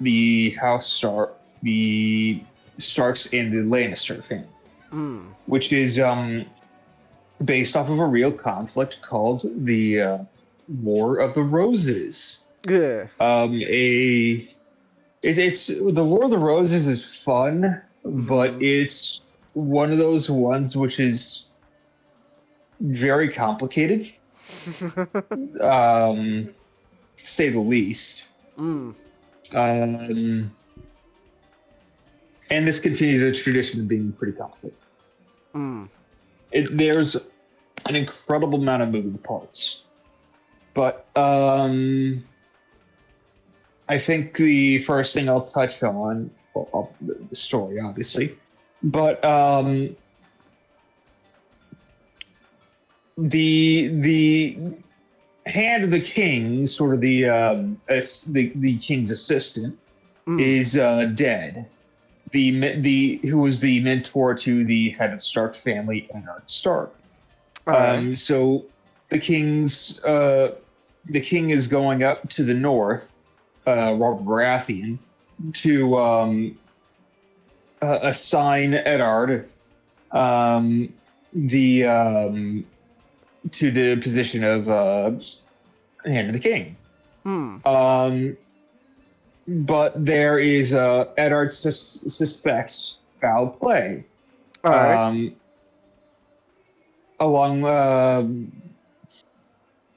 And signs do point to the family of Robert's in-laws, the Lannister family, another very powerful noble house in the Westeros, the setting. So Eddard goes back to King's Landing to assume the position of Han and investigate the death of one John Aaron. Along with that, there are two major subplots that aren't nearly as tied up as the main Starkers-Lannister conflict, which is the wall, which is a giant ice wall separating the 7 kingdoms of Westeros, which is all ruled by one king. And also there are technically 9 provinces, not 7, from the far north. This giant ice wall is, like a mile tall or something like that, and then 300 miles wide. It's really big. And then John Eddard Stark's bastard son. If you get into Game of Thrones, prepare to read that word a lot. Bastard. George R. Martin loves his bastard kids. That's great. Like a lot.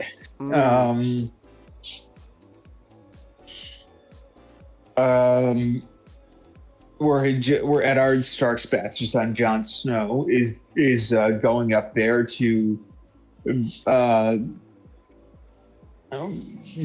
become a member of the Night's Watch,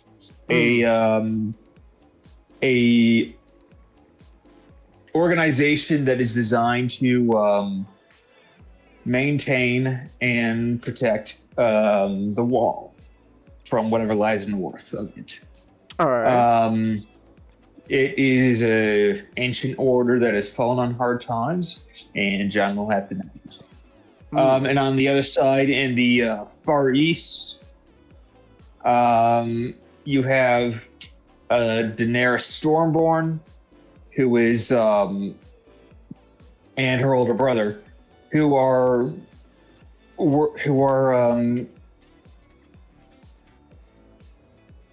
trying to get a agreement with a barbarian warlord named Khal Drogo.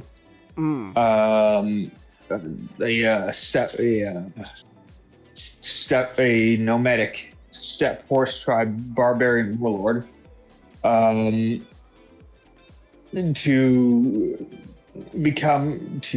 go to Westeros and reclaim their kingdom from Robert Baratheon, who Robert Eddard and the previous hand John Aaron fought and overthrew in a previous war.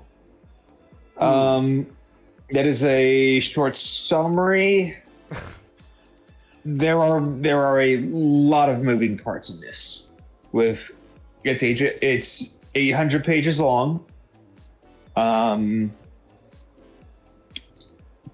George R. Martin loves sending out basically hundreds of names throughout the book. Only really a few of them are very relatively only a few of them are important players. But if you pay attention to these glup shittos, you do have a lot of there will be like interesting things that happen to them in the background as it goes on.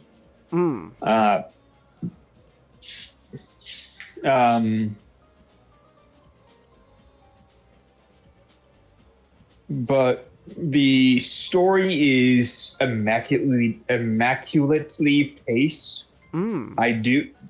George R. Shockingly well paced. Like, this is really good. Which is saying something, because George really lets it get away from him as the series goes on.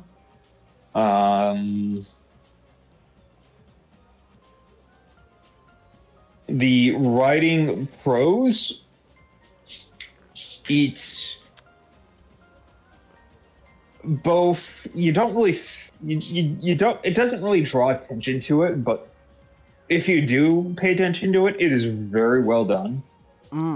The dialogue is amazing. Like you guys can, both of you can like, you probably haven't even seen the show, but you can like, obviously, float up a few quotes here and there.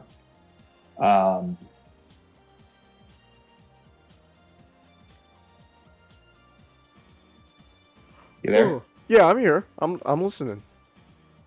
Do you know any? No. I told you. Winter is coming. Ah. Okay. Sweet Summer Child. That's Game of Thrones? Yes. Huh. I did not know that. There's a few. There's like a whole bunch that are known from Game of Thrones, and then there's a few others that like Sweet Summer Child that are like, oh, that's actually from Game of Thrones, huh? Huh. Or Song of Ice and Fire as Game of Thrones is the first in the size of this fucking series. Huh.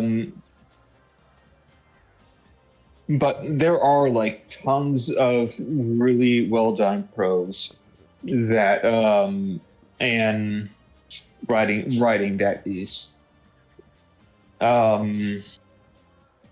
will stick with you. Okay. So you reading this definitely will give you reason why they made a whole TV show out of this.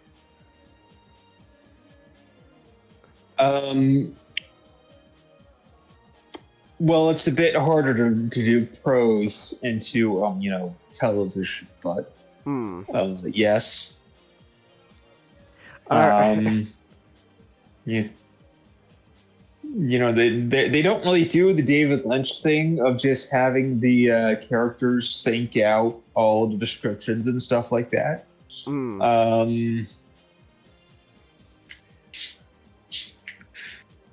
From what I remember, but the characters, they just hit.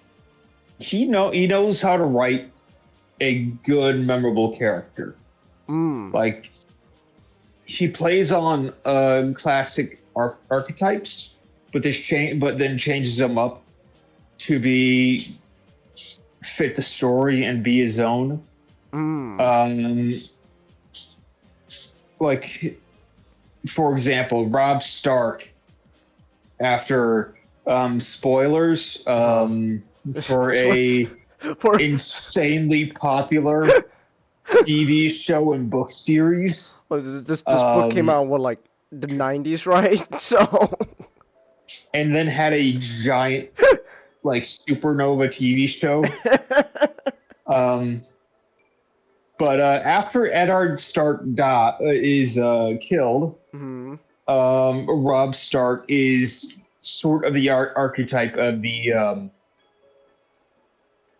prince that goes off to rescue his sisters from the evil king.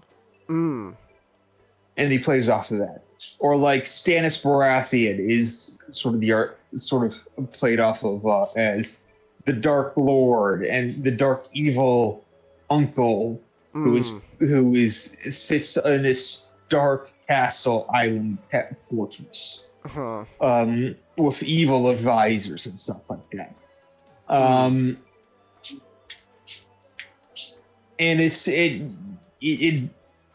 like Arya Stark is like this tomboy princess. Sansa is like this sort of Cinderella character. He does very much deconstruct and reconstruct all of these sort of archetypes into his own, and it makes for a very memorable character. The viewpoints are really good. differentiates all of them, such as the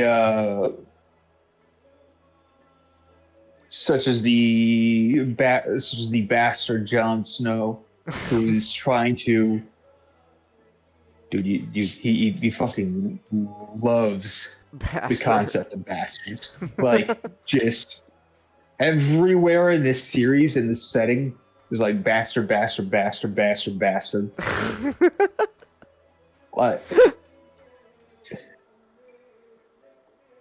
like George R. R. Martin's, it's not wieners he loves, it's bastards. It's bastards.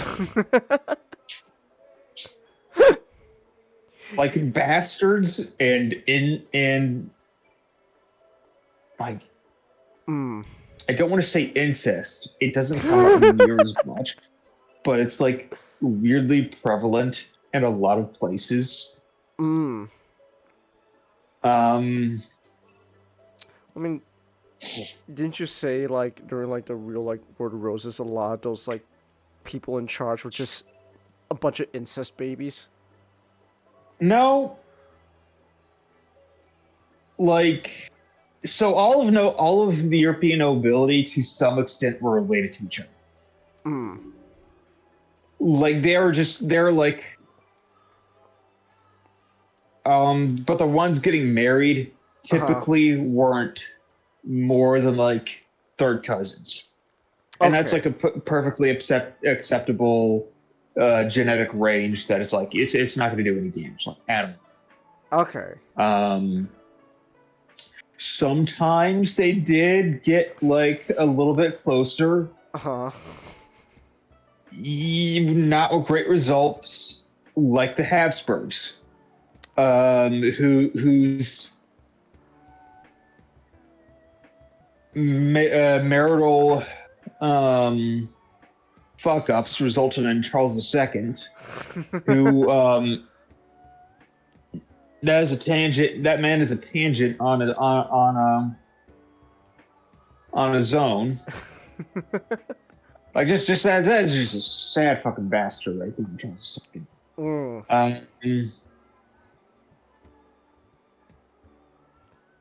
But like the incest is like brother sister incest that George is doing. It's that's I don't know about that. I don't know about that. Yeah. The character writing is amazing. The point of views are amazing. Just the themes, I think. Well, it's pretty obvious what he's doing for just this book. So I think the themes of the overall series aren't nearly as prevalent now as they will get to later.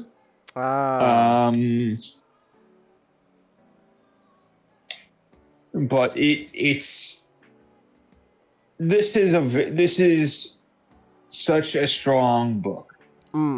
And if you want to read it, you're gonna have to go in with this knowing that it's never gonna be finished. Like it's true. It's not gonna be finished. I know. George is gonna just keep doing whatever he can to not write the damn book. It's like, oh boy, I got this like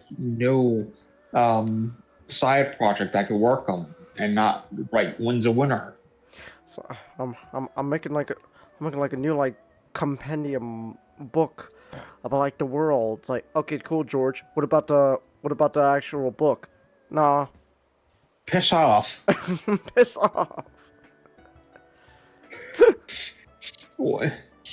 George, your magnum opus series, aren't you gonna finish it? No, I'm gonna... George! I'm gonna carry that to my grave. Man. Yeah, the book's never gonna happen. You just gotta... Speaking of George R. R. Martin, there's a funny thing, is that he... I've encountered this. I've watched a few interviews of him, Mhm. and I find it really funny how he pronounces some of the words. Where it's funny.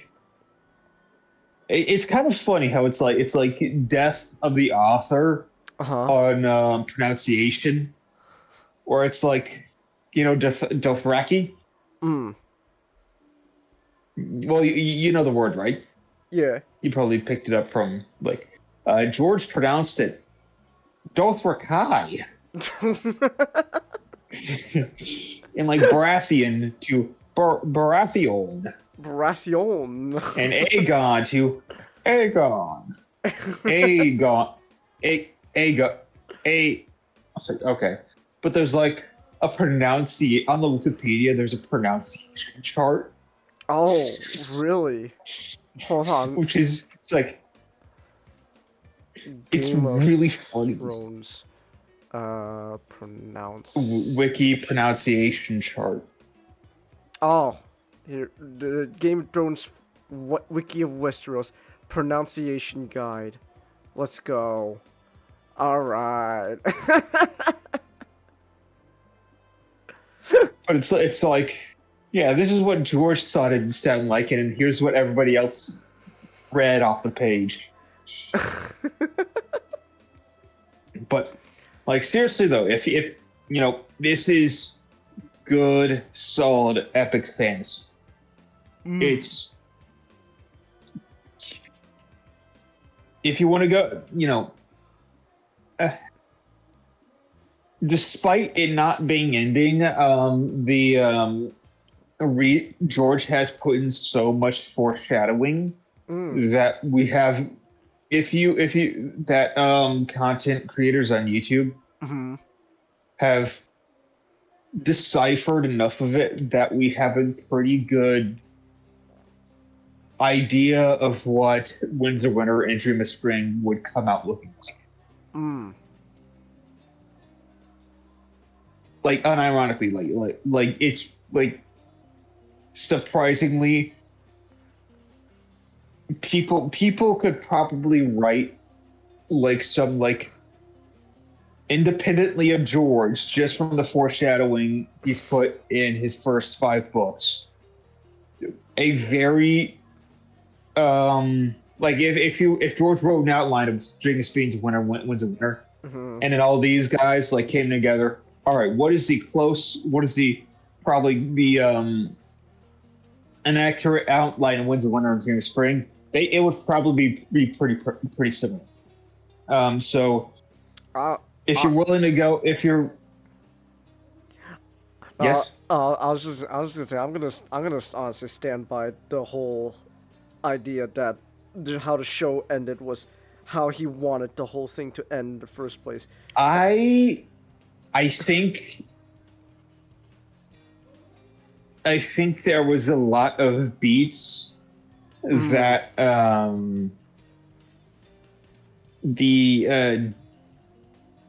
the creators of the showrunners got, and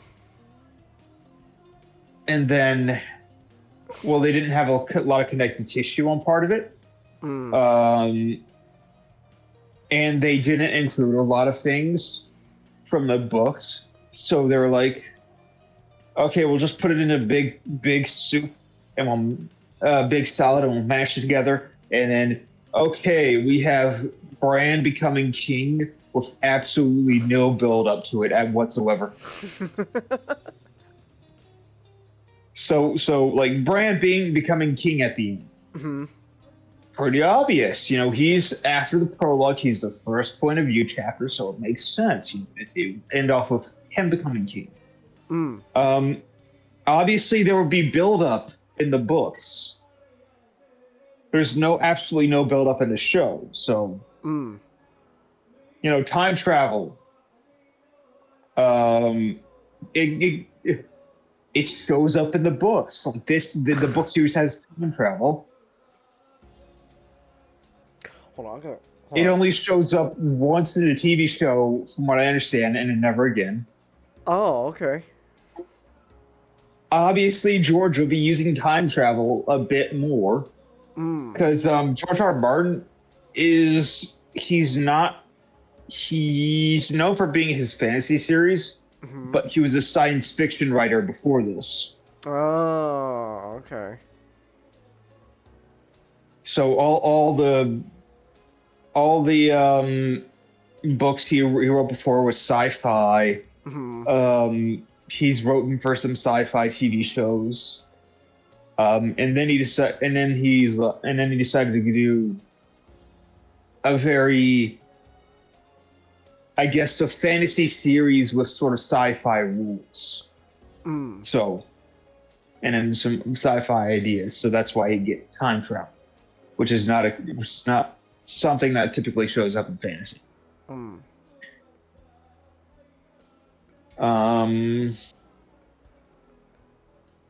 It's a very fantasy version of time travel, but it is still time travel. But like, I think a lot of sort of the vague plot beats will be similar, and from the TV show to the books. But then you go scratch a little bit deeper, and it's just going to be wildly different. I see. Then. All right. Well, that's Game of Thrones. Nice. Like, it's very good. I'd recommend it. Yeah, it's like $10 paperback right now. So that's get it used even. Like it's gonna be. It's like no, it's a book, so that's a very popular book, so that's a benefit of that. Yeah. So. All right. Well, there we go then. So if anyone wants to, you could go read the book, and then of course there's a whole big show you can watch as well on Game of Thrones, and then you could you could just watch from the beginning, and then you could watch it and just slowly deteriorate before your eyes. It'll be fun. Or you can just stop, or you can just finish season 4 and then not watch season 5. There you go. Exactly. So, yeah. All right. Okay. What is it? All right. So there's only one more topic really I want to talk about for the rest of the night, though it might take a bit. So, in the meantime, I am gonna go use the restroom really quick. So, I'm gonna be right back. Now, just a quick reminder that you can support me through Stream Elements. It is completely optional, but your support allows me to keep making content such as buying new games and more. Nick, am I smart? No. Okay.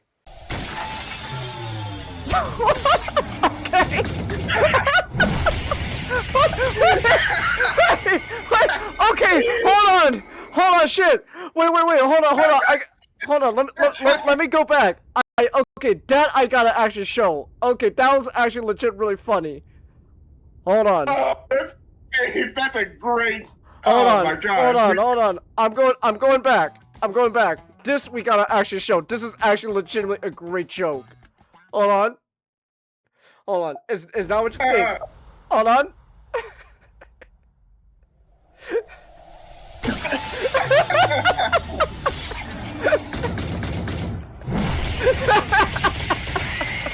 Great.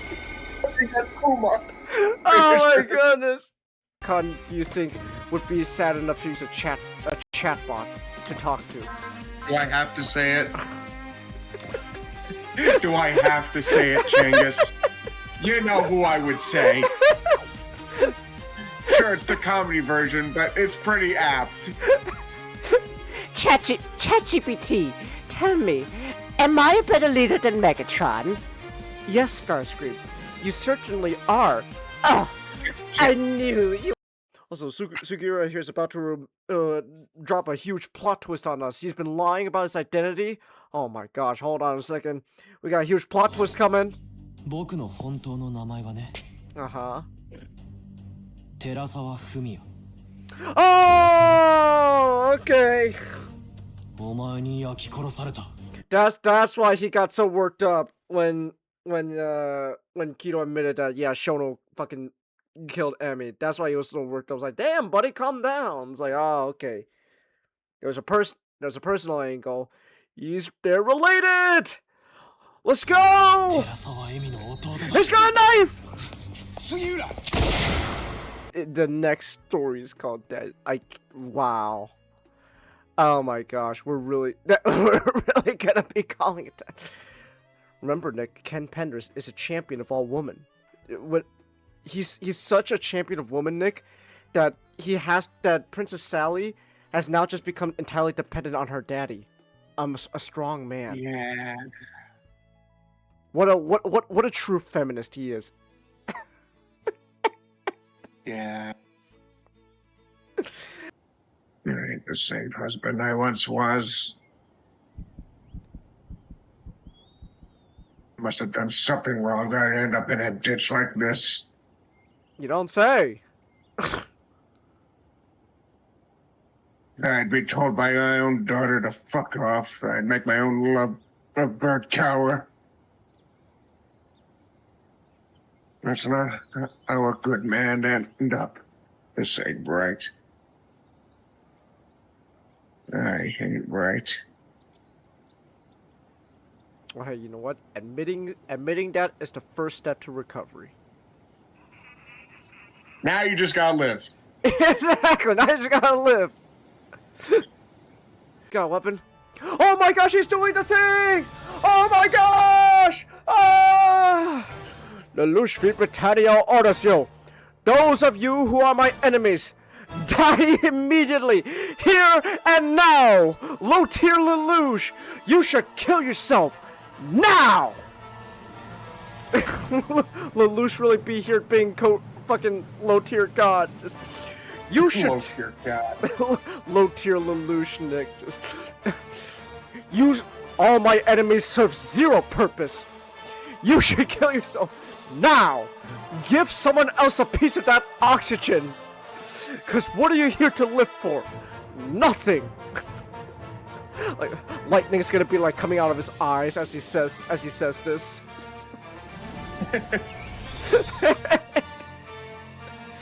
Oh my gosh.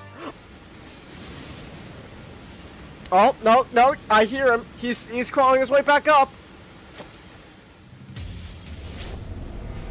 Persistent, aren't we?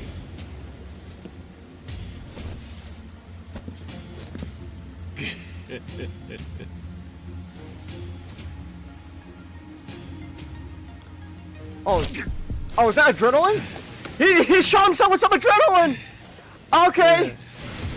We got a phase 2! We got a phase 2! He's got adrenaline in his system! Alright. If Sally does not go along, I'll need to know if my other option... Oh! Oh, let's... Yeah! Oh my gosh! Oh! Oh my goodness, Nick! He's bringing the skunk back into her love life! Oh! He's coming back into her love life! Oh!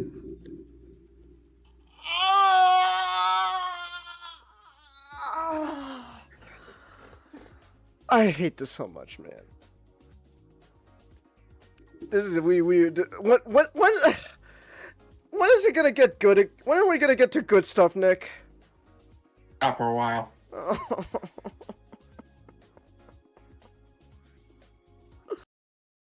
2.5 years later.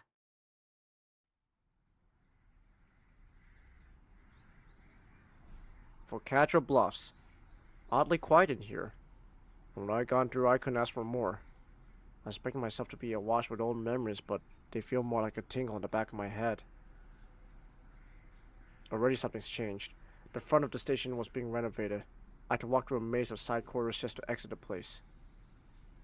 Walking out the underground tunnel, the full blast of the sun strikes my eyes.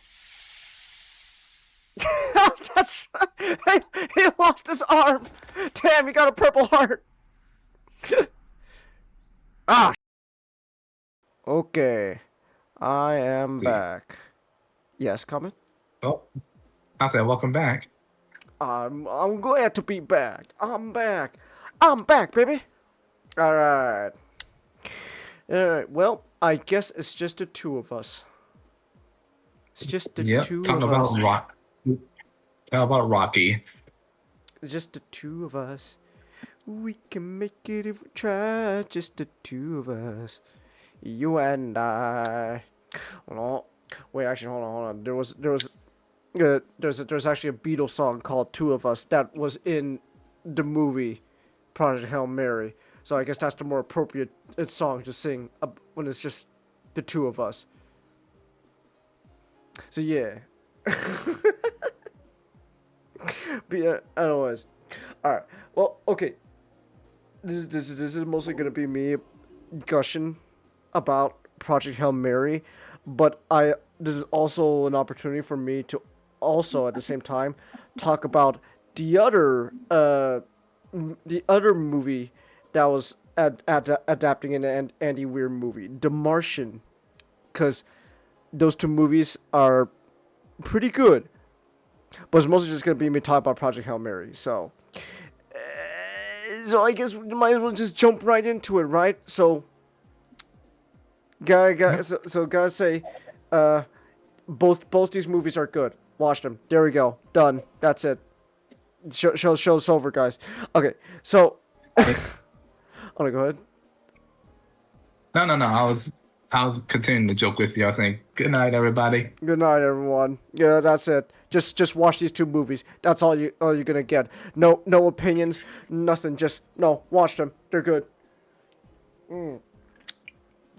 Okay, but for real though. So these two movies, Project Hail Mary and The Martian, are two movie adaptations that are based off of novels written by a man named Mr. Andy Weir. I think that's how you pronounce it. Weir. Point is, Mr. Weir here is a novelist, and he writes, so obviously he's gonna write a lot of novels and stuff. And these two movies are based off of his very popular science fiction novels, which go by the same name, The Martian and Project Hail Mary. So now one thing to know about Mr. Weir, at least when it comes to these two movies and the books they're based off of and the science fiction. So Mr. Weir here, he is Mr. Science Guy. He's arguably more science guy than Bill Nye. Dare I say. So Mr. Weir here, he at least the two novels he wrote that these movies are adapting, he writes very hard science fiction. Very hard science fiction. So, damn, my neighbors are blasting music. I don't know if Discord's even picking this up. Can you hear my neighbor's music comment through Discord? No, I don't hear anything. Oh my goodness, they are blasting music tonight. Wowzers. Hold on, is there some kind of Indian holiday I should be aware of?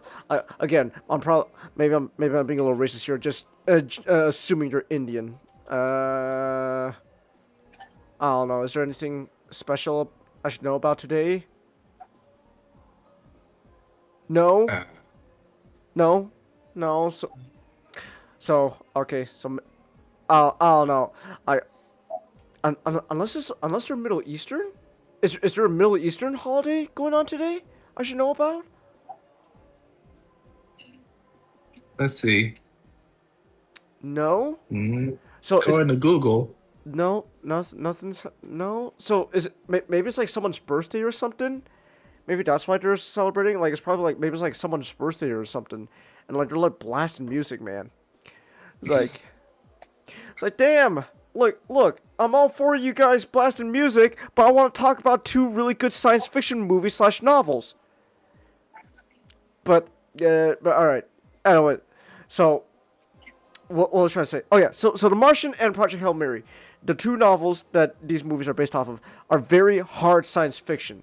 So so basically, the science fiction that goes on in these novels are very, very grounded in real life. Like Mr. Weir knows his science. So like all the science stuff that happens in these stories is legitimately like real science that can be done in today's world, day and age, in our world, right here, right now.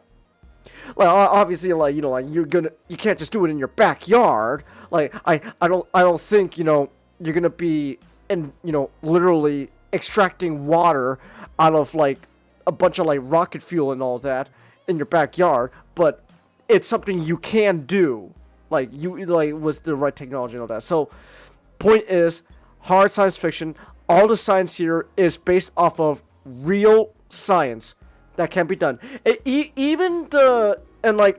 is especially prevalent with The Martian, but even like with Project Hail Mary, when all of a sudden you introduce an alien life form out there that looks like a walking rock with 5 legs. And Andy Weir has painstakingly thought of real science that can go behind the rock creature in Project Hail Mary. You know what? That sounds offensive, because Rocky is more than just a rock creature. He's an Iridian. He's great. I love him. But like, point is, everything that goes on, even like the crazy like fictional stuff, has at least some form of real science that can back them up, that can make them seem believable, and could like possibly or can actually happen in real life. This is more so with The Martian than Project Hail Mary, but still. So Mr. Weir here is he's the science guy. He writes everything with real science behind what happens in his stories. And yet, what's really cool about Andy Weir is, even though like he's super nerdy science dude, and like there's so much like real nerdy science that goes on that he explains in like painstakingly detail in his like stories, never once does it detract from the actual story itself. Like, even though for example, like The Martian, the whole point is an astronaut gets stranded on Mars and he's got to somehow survive until someone can come up and save him. So he uses like real science, and the whole story is him explaining how to use real science to survive on Mars. But the science part is not the main like point and focus of these stories, because there's deeper stuff happening behind the scenes. There's deeper themes going on, and this is especially prevalent in Project Hail Mary, how this real life science can enhance these story ideas, these concepts and themes that Mr. Weir is trying to convey. And at least when it comes to The Martian and Project Hail Mary, the big thing to know is Mr. Weir really likes playing around with the idea of themes of humanity. He really likes, these are very hope-pilled stories, as the people on social media say now. It's very hope-pilled. He is a very, these stories are very, the indomitable, what represents the indomitable spirit of, the indomitable power of human spirit, baby. Like, let's go, humanity, yeah. But it's not, oh, yeah, humanity first, die, you filthy xenos. No, this is, genuine, real things of, real human themes that he tackles. And it goes really well. For one thing that The Martian and both Project Hail Mary like to do is they the ideas behind their stories really like tackling the idea of the fact that human beings are social creatures. We humans have just evolved to become social creatures. So he plays around with that idea with themes of like of isolation, loneliness, fear of emotional attachments, and etc. And again, how sometimes his real science that he puts behind even like the crazy, like wacky fictional stuff can play into the themes of like loneliness and companionship, etc. So again, I'm gonna talk mostly about Project Hail Mary, but like I want to take the opportunity to also talk a bit about The Martian. So The Martian is again, what's his name? Mark Watney. That's the astronaut. Mark Watney is stranded on Mars after like a freak accident, like freak windstorm or something like that happened. That just blew the whole place. It's like whole Mars mission kaput, and they had to escape. But then something goes wrong, an accident occurs, and now astronaut Mark Watney is stuck on Mars. Everyone thinks he's dead. Somehow he's gotta survive until the next Mars mission occurs, which is gonna be in like maybe like 3 years or something like that.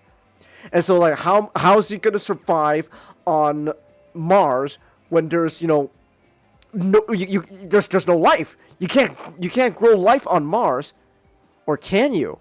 Because that's the beautiful part.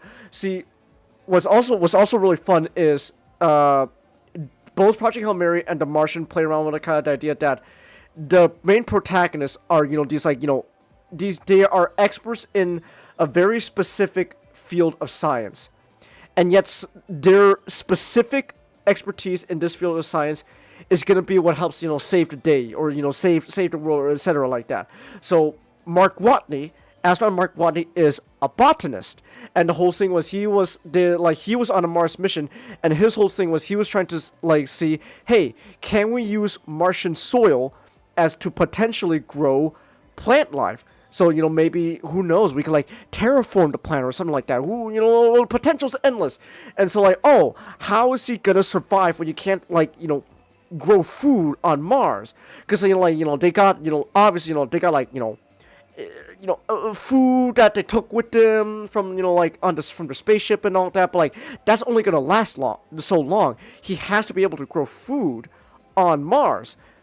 He's a botanist, and through his botany powers, through his specific field of expertise in plant life, he's able to figure out a way to grow food on Mars, specifically potatoes. He was able to grow potatoes on Mars. And throughout the whole story of The Martian, this is both the book and the novel, he's using his not just his knowledge as a botanist to grow food, but just science in general to figure out how to survive. How is he gonna be able to water the plants that he's growing on Mars when there's no water on Mars? I mean, there's there's ice caps, right? But he's miles away from any ice source of ice on Mars. That's just not gonna cut it. So he has to figure out how he's gonna get water, and he figures out through science I think it's if I'm correct, he finds a way to I think it's something to do with rocket fuel or some kind of metal, where basically through some kind of rocket fuel or some kind of metal, he's able to isolate hydrogen and oxygen, and then he's able to turn those hydrogen and oxygen molecules, smash them together, boom, bada bing, bada boom, you got water, and that's how he's able to water his plants. And then of course, now when it comes to The Martian, there's also another whole part of the story where people on Earth, specifically the people at NASA, they find out eventually, oh, Mark Watney's alive. Well, shit. Now we gotta figure out a way to get Mark Watney off of Mars back to Earth before he dies. And so they themselves are using their knowledge of real science, etc., but as well as real world politics and all that to figure out how to get Mark back on Earth. And then And so again, the science part is a major aspect, but the science part is not the main point of the story. The main point is exploring these. Is the science part is just there to help explain why this story can happen. What's really the main point is how it's exploring the themes of the human mind, the human psyche. For like Mark Watney is all alone on Mars. How's he gonna what's his mental state? How does is he okay? How is he gonna is he coping all right, etc. Go and it kind of explores that a bit, and then back on Earth, right? Everyone at NASA has to hurdle through all the economic bullshit, the bureaucracy, the politics, to figure out how to get Mark back home. And eventually, on the NASA side of the story, is kind of exploring the idea of humanity finding a way to, push through all the bureaucratic bullshit to band together to bring home a single man. The indomitable human spirit has managed to, push his way through the bullshit to save one man and get him back home. That's beautiful. That's great. So, and again, that's just The Martian, right? And then Project Hail Mary just ups this a whole notch. Hey, Nick, I'm talking about The Martian and Project Hail Mary. So, you there, Nick? Yeah. Oh, okay. All right, then. So, anyways, I was explaining how I was kind of in the middle of talking about The Martian specifically at the moment, how all the science stuff and everything kind of comes together to bring this story of human spirit banding together to bring home a single man back to Earth. And it's great. It's beautiful. I want to say one thing I want to also mention when it comes to The Martian, and this is also applies a bit to Project Hail Mary, is hold on. Hold on. Give me 1 second. I'm hearing two things happening at the same time in real life right now. So outside of my room, I'm hearing some kind of yelling, something like that. That's okay. But then at the same time, my neighbors are blasting some kind of music. Can you hear my neighbors, Nick? No. No? Okay. Maybe it'll probably be picked up more on OBS than anything else. But they're blasting music, man, all night. So I should make sure my door is locked right away. Yes, it is locked. Okay. So there we go. So hopefully no one's gonna interfere.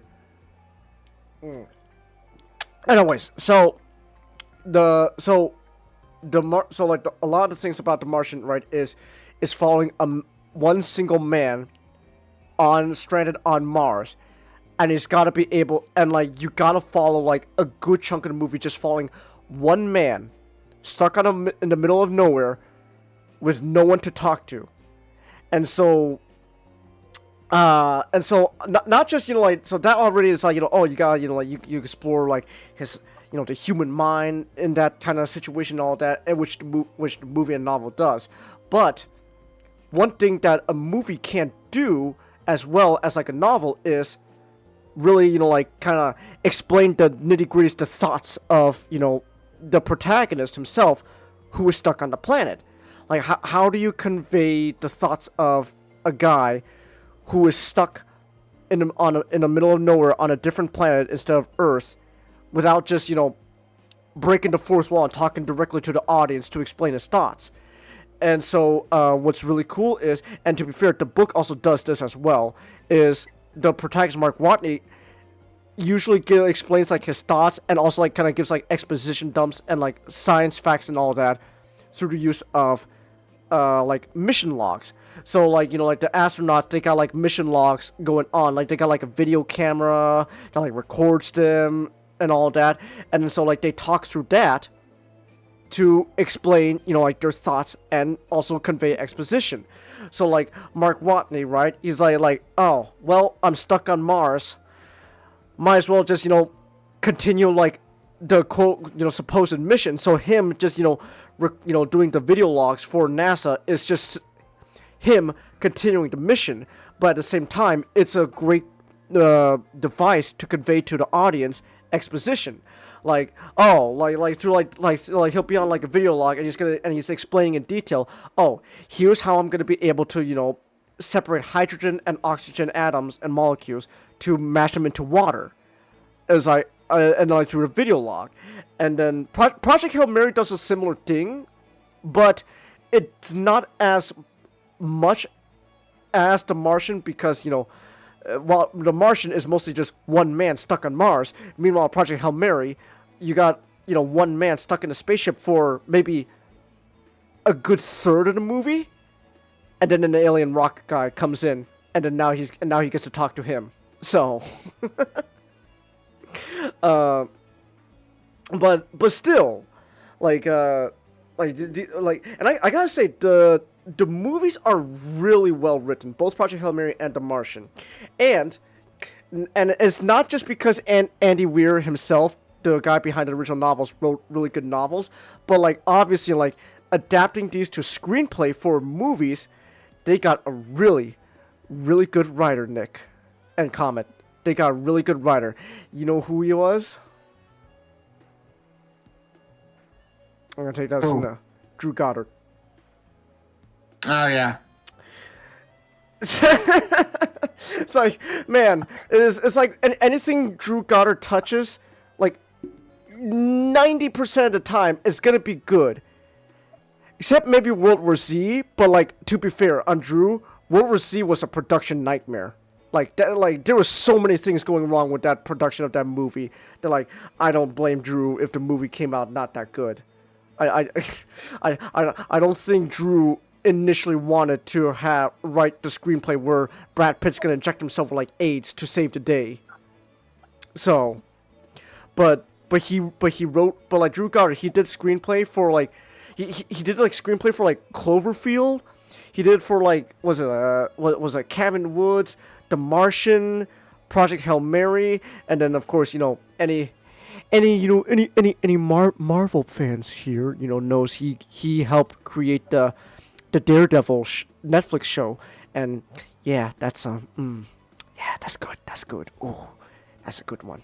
So Drew Goddard, he is able to take a really good novel and make really good screenplays out of them to to put on the big screen.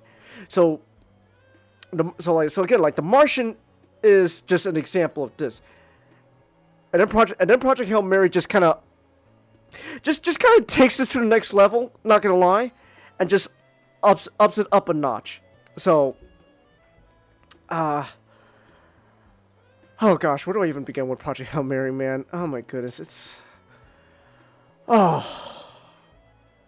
it's so good. Oh, it's so good, guys. Oh my goodness. Oh, it's so good.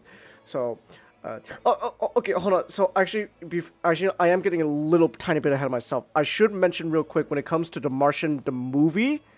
There are some things I do want to mention when it comes to The Martian movie. So, The Martian movie, you actually get a pretty all-star cast. You got so like Matt Damon is Mark Watney, the protagonist, and Matt Damon does a really good job of of portraying Mark Watney as like this guy who's stuck in the middle of nowhere, and this is also kind of thing with both Project Hail Mary and The Martian is how the protagonists are like these these protagonists of both stories are kind of like these guys who are experts in their specific field of science, but then they're stuck in these like situations that like probably shouldn't be in, and throughout the story they just kind of take it in stride. Like especially The Martian, where like Mark Watney is stuck all alone on Mars, and so you could think like, oh, maybe he's gonna have like a nervous breakdown because he's all alone. He just kind of takes it like a champ. He's like, well, shit, I'm all alone on Mars. Well, guess I better survive. that's kind of just Mark Watney throughout The Martian. Just, well, like obviously, like sometimes like setbacks will happen. Like a freak accident occurs in The Martian, where like an airlock accident happens, and then like all his plant life dies. So like shit, now he's not gonna be able to last that long on Mars as he wanted to. And obviously initially he's gonna have a very visceral reaction. Like he's like yelling, he's like like punching like the roof of like his rover and all that. It's like fuck. But then he pretty quickly gets his shit together and just go because he realized no, I have to get my shit together fast because freaking out is only gonna make things worse. So like Mark Watney just kind of takes being alone on Mars like a champ. It's really he finds a way to honestly kind of just have fun being alone on Mars, for the most part. But obviously he wants to go back home more than anything else. But on top of Matt Damon, like you got a lot of you got also like just a lot of really good cast members. Like you got Jessica Chastain, who I mostly know her from like Zero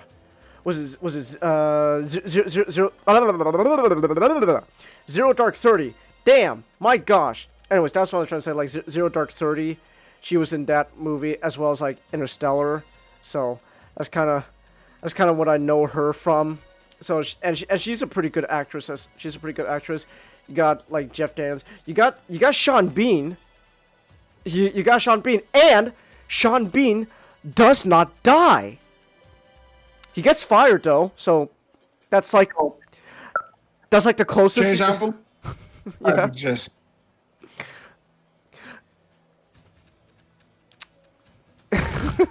I'm sorry. I'm sorry. This movie you say does not.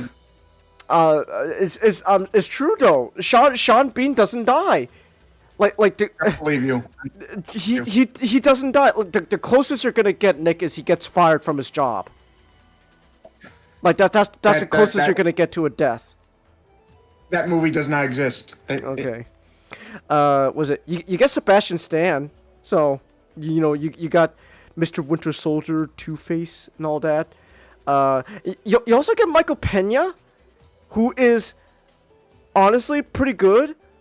Like honestly, Michael Pena should do more like roles where he's obviously not supposed to be the he has funny moments, but he's not, his whole character's not meant to be, the funny man. So Michael Pena's pretty good there as well. Like you got overall, you just got like a really good cast. You got you got what's his name? Like I always have a hard time with his name. Like Chiwetel,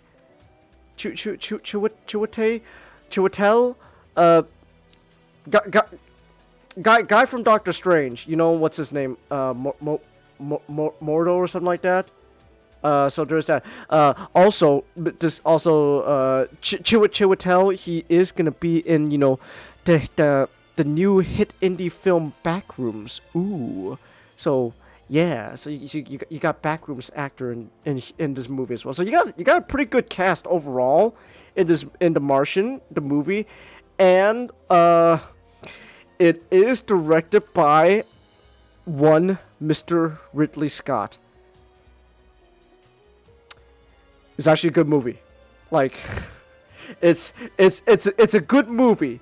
Like, this is like, okay, like Ridley Scott has directed some really good movies. Don't get that twisted. He is behind a lot of good movies. It's just lately his track record is not the best. He hasn't had a really good track record. It's also really funny that the movie he directed before The Martian was that Exodus movie, like Exodus Gods and Kings, and then immediately after The Martian, he then went on to direct Alien Covenant. So you got a really good movie sandwiched between two not so good movies. So yeah, so but this is a good Ridley Scott movie. He did a really good job here, I gotta say. So yeah, the Martian is really good.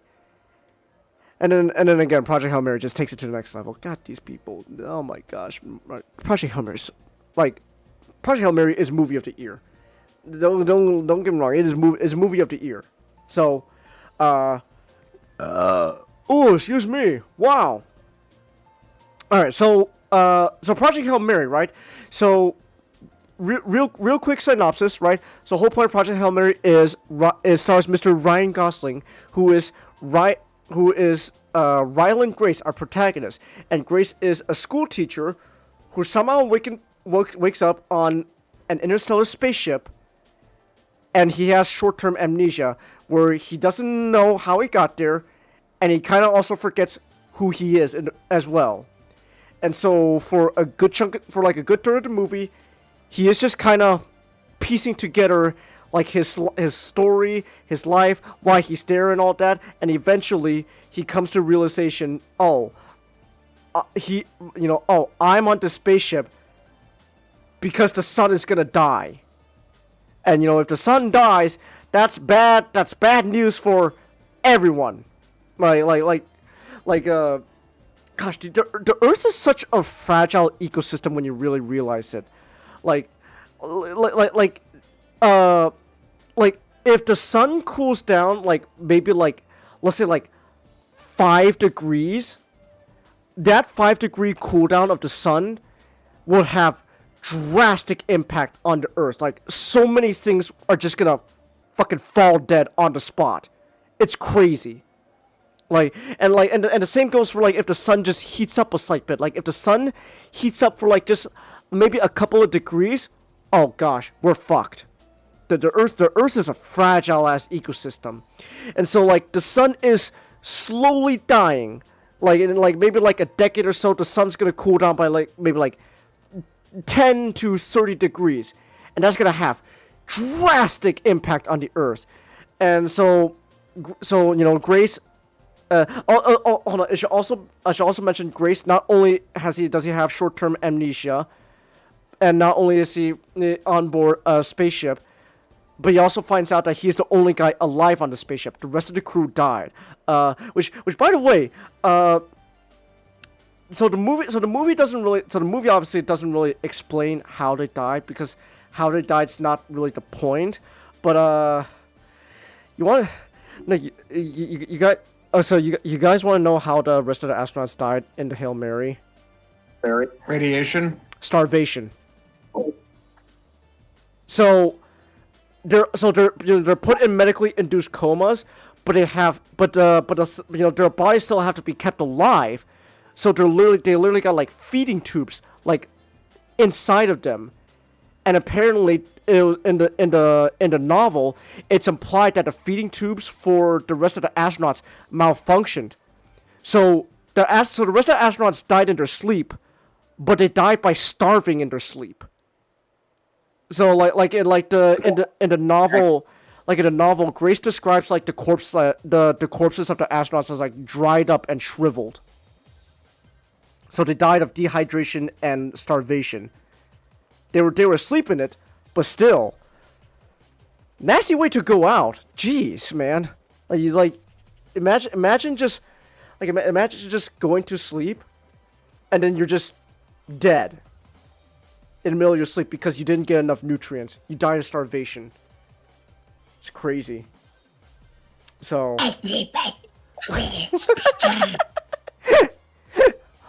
Oh man, Lois, this is worse than. We can't look at the wickets anymore, Peter. No! It's a lot worse. I'm doing fine, by the way. Okay, bye. It's great. I gotta head off to bed now. Good night, guys. Alright, have a good night, Comet. Alright. Well, guess it's just the two of us. Yay! It's just the two of us, Nick. Let's go. Yay! Hold on. In that case, if it's just the two of us, then... Hey, turn on this text music. Hold on. Here we go. I just switched scenes. I just switched scenes in OBS. Now it's just the two of us. So. Alright. Changus, if we end up just like a game where it's just the two of us and ends up on April Fool's Day, we need to make a background where it's just you and me in bed. Why won't you look at me during?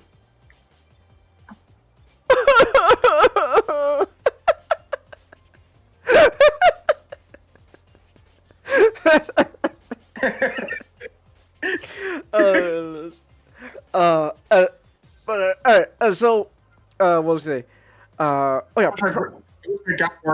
I wish I got more blackberry Dr. Pepper. Okay, that's nice. It is nice. It's a really good flavor, and it's not limited edition.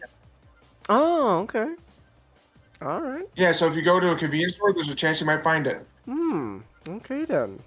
Nice. All right. What was I say though? Oh yeah. So Project Hail Mary. So Grace wakes up. James, Yes. Again, I know we need to get back to Project Hail Mary, but this is something I need you to understand. Yes, Nick. Next time you come over, I'm going to make you try different flavors of Mountain Dew. Okay. I think you'll actually like some of them. All right. Because a lot of them do not taste like regular Mountain Dew. Because I had regular Mountain Dew, and I'm sorry, I cannot stand the taste of Mountain Dew, man. I'm not a fan of it. It's just, no, it's not for me. I'm not a Mountain Dew guy. So, I'll give the Mountain Dew a shot. You know what? That's how you know Nick, I especially think you'll like the flavor Purple Thunder. Huh. All right. You know what, Nick? I'll just say this is how you know I'm not a redneck. I don't agree that Mountain Dew is the best soda ever made. Mountain Dew is the best soda ever made. We believe that the universe was created by. All right. You're the redneck. I'll be Carl Sagan. Hi. Just how old is our universe? Scientists believe that it's hundreds and hundreds of years old. Scientists believe that the universe was created by God. Big Bang. If you look at the bones of a Jesus Saurus Rex, proved by the use of carbon dating that Mountain Dew is the best soda ever made. Mountain Dew is the best soda ever made. Oh, that's great. You know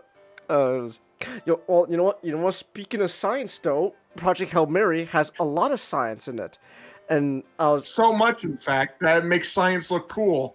It's not, but yeah. It's not.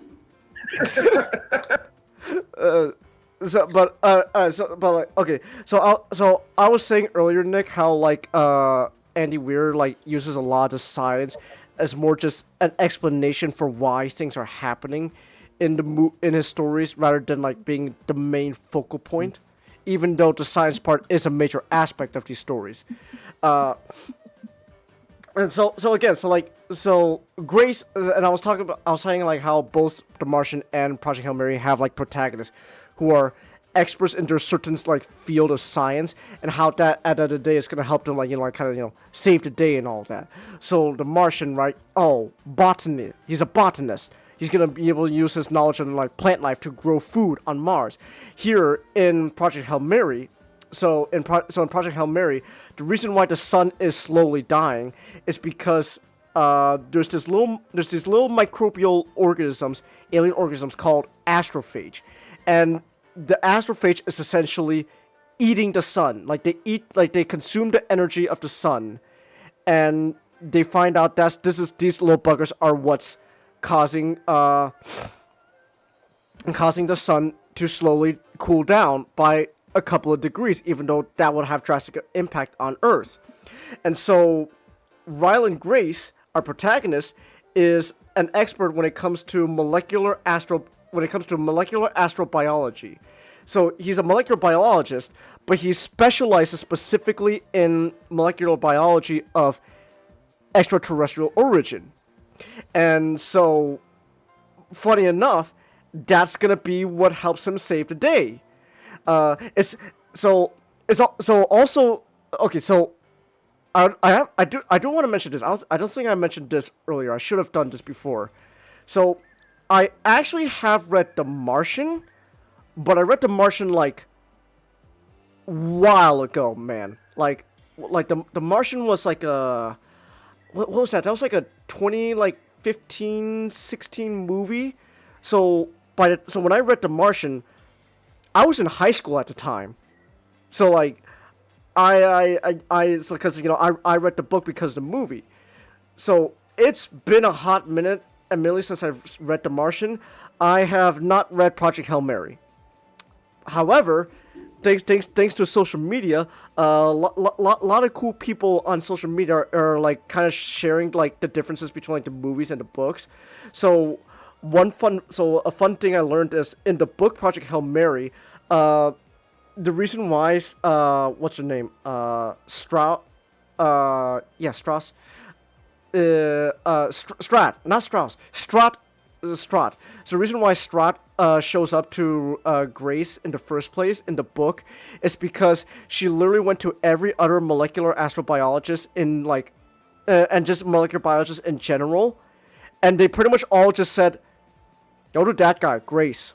He's the expert. He's in the book they pretty much established that if Grace never got kicked out of like the science community to all that, everyone would agree that he would be just the leading like scientist in the field in general. So like she literally went to Grace because everyone else just said, yeah, he's the best. Just talk to him. He's the best. And meanwhile, Grace is just going, no, I'm just a teacher. I don't want part of this. Leave me alone. So it is really funny. Also apparently in the book, Nick, Strauss nuked Antarctica. Wow. Like, so Nick, the movie does kind of change a tiny bit of the characterization of some characters. Strauss was not as sympathetic in the book as she is in the movie. I know she was much more dickish.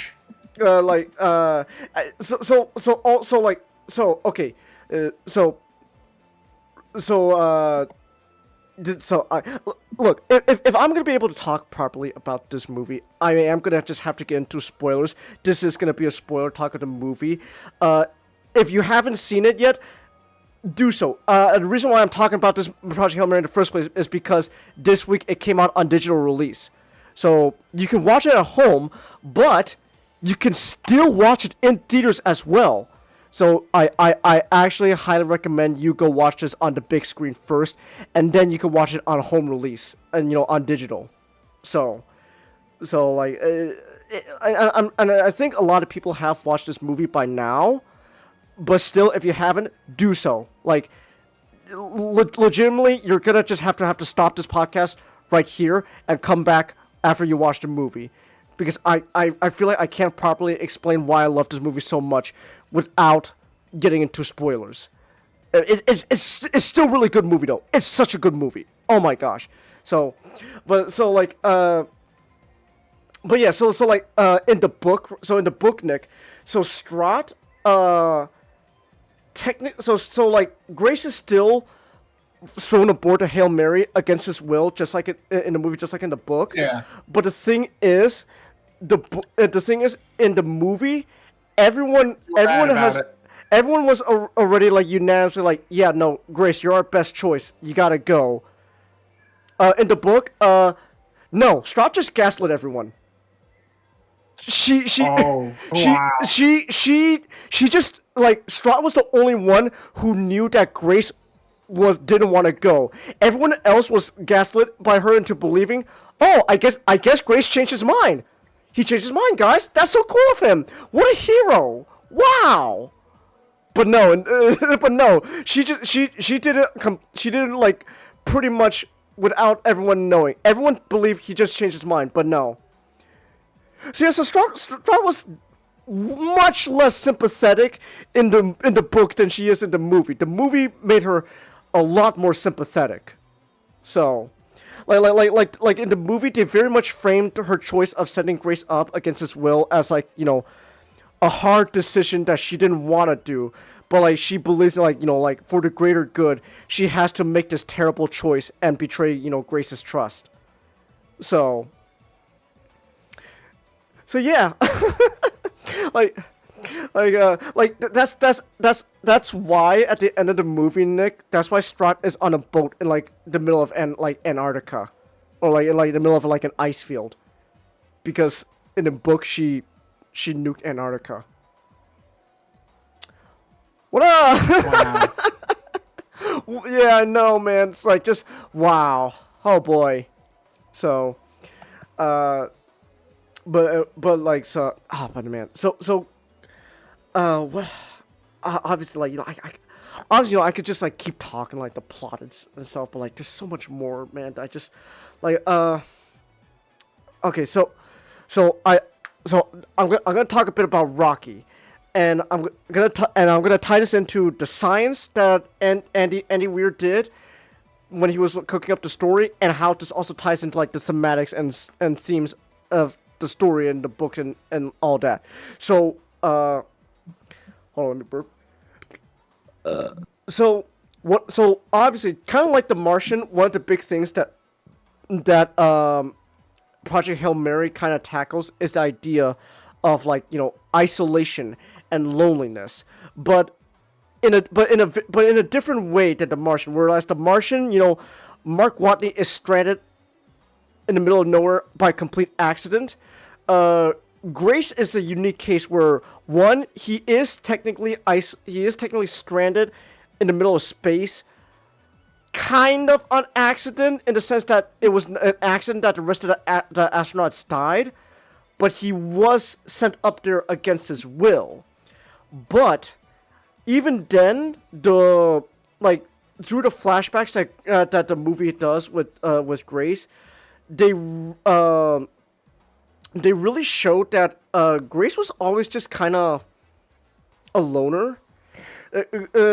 Grace, very much in back on Earth, he like, was it like not described it as kind of like, you know, he had kind of like he was it like not like not necessarily hostility towards other like people, but he just didn't like, you know, he didn't like interacting with them. But I think thinking more about the movie itself portrays it kind of more as a fear of intimacy more than anything else. Sure, you know, he was kind of an asshole to like a lot of different scientists. That's why he got like kicked out of like the science community and all that. But throughout like a lot of the stuff that Grace does in the flashbacks, as well as like what he says to both like Strahd and like Rocky, it is kind of clear he was kind of afraid of intimacy, because one big theme that the movie that at least the movie, the Project Hail Mary, really goes into is the idea of bravery, and like bravery, you know, being able to act in the face of fear, and Grace is shown throughout kind of again have like a fear of intimacy, but also just kind of have a fear of a lot of things. Like he doesn't want to, like, very much he is afraid of dying. That's like he's very open that he does not want to die. That's partially why he didn't want to go on the Project Hail Mary ship, on the Hail Mary ship in the first place, is because he knew if he went with the other astronauts, he's gonna die. He's afraid of death. He's afraid to die. He doesn't want to die.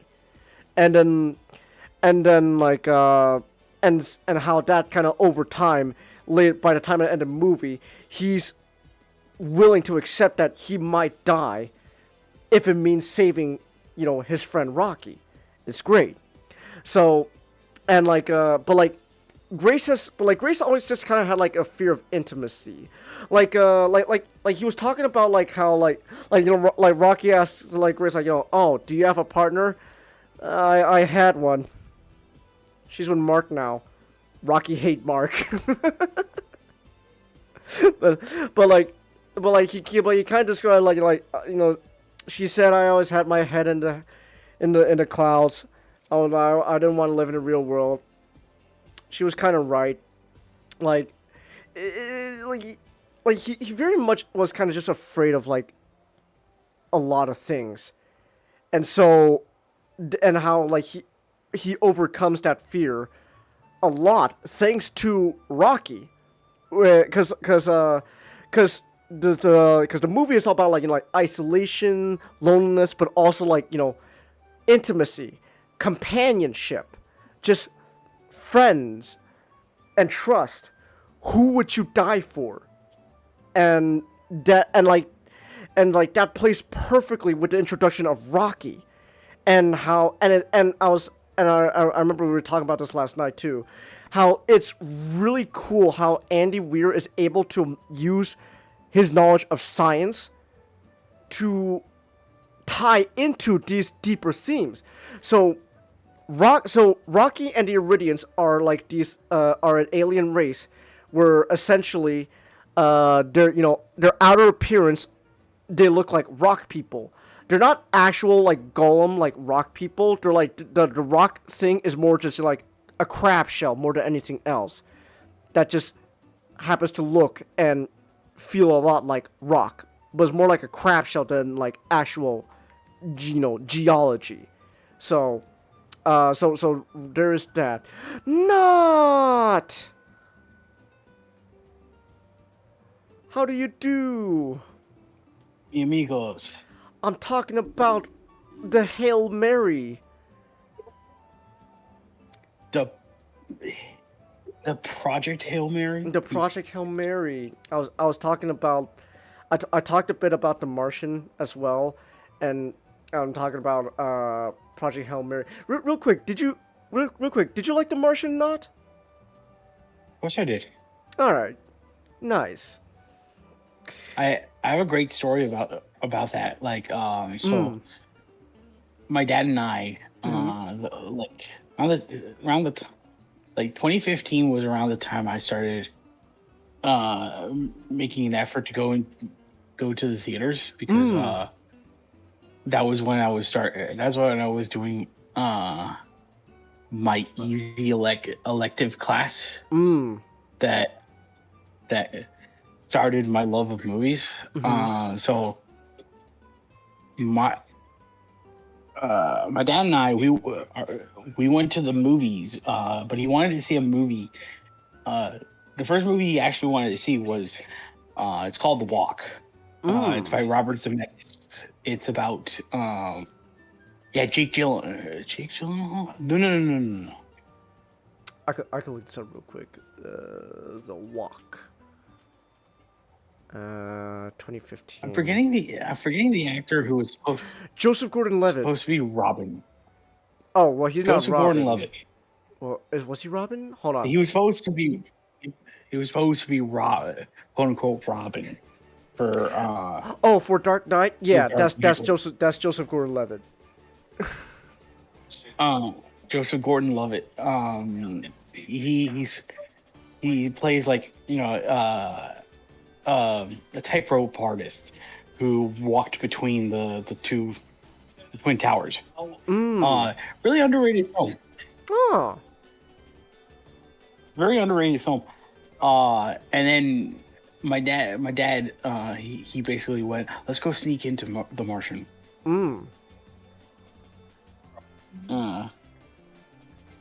Because no one was guarding the doors, so it's like, and this was back in the day when there was still at least some trust, so like they put like the name of the movie above the doors, so we could just go into.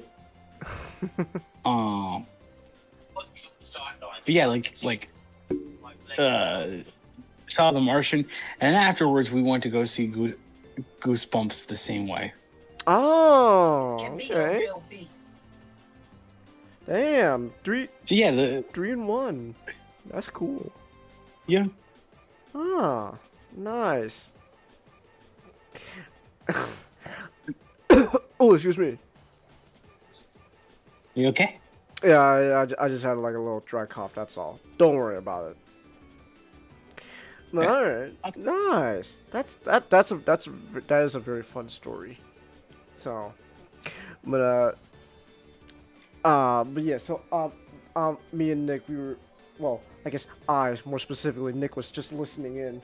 Yeah, I was talking about Project Hail Mary. Because I also found out that like. We were talking about this. I found out like in the books, Strahd is just kind of less sympathetic. it's just a little funny, like how in the book, like she just kind of gaslit everyone into thinking like Grace changed his mind to go on the ship, when in reality he didn't. Like you can tell like Phil Lord, Chris Miller, and Drew Goddard like wanted to kind of change that because it's really harsh. Like it makes sense, you know. It makes sense given the nature of the story, where where like Grace kind of realizes that he doesn't really understand humans as well as he does. You know, but like he so goes out of his way to do this rescue mission because it is good and important, but like it's like that part of the story, you know, you could tell like that part of the story was ultimately what kind of told him, hey, you know, like I don't belong on Earth. But in the movie you can clearly tell they made it to where like yeah, you know, Grace could go back to Earth, but like really, like no one's gonna miss him there, like except for like, well, in his mind, no one was gonna miss him. Yeah. But like obviously, like you know,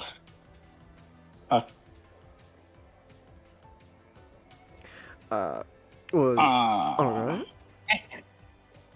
No, like that was it. That was it. Okay, so yeah, so like it is just funny that in the book, like there's just a lot less sympathy for like a lot of people on Earth compared to the movie.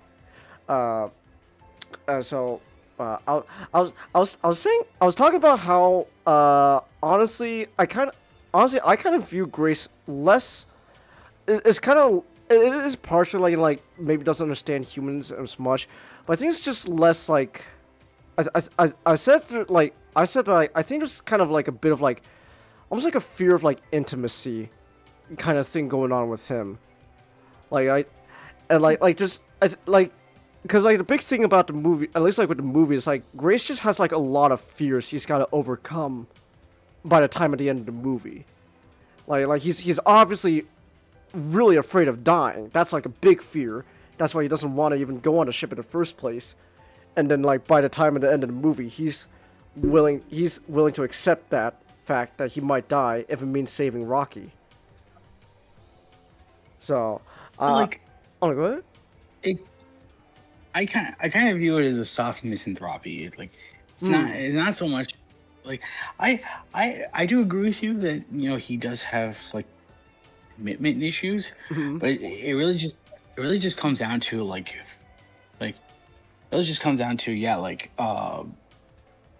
I think Grace kind of just grew, like Grace never really connected with anyone growing up.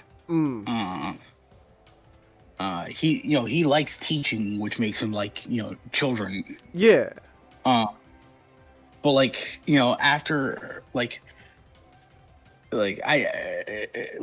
even the book said like he could have been, you know, one of the top one of the bioastrophysicists of his time, but then he was laughed out because he made the dissertation that, hey, there could be a possibility that life can just spring without needing water. And obviously, you know, in the scientific community, if you dare try, you know, if you do dare to say something that questions, you know, our like, let's be honest, theories, because like there's very few, there's like 1% of anything that has ever been proven true. So like, you know, if you go in and kind of question that, you're either going to be labeled as a quack or dangerous. Until you know, eventually you may be proven right. So, what was it? But yeah, so I'm just gonna hold on, just real quick. I just want to double check something real quick.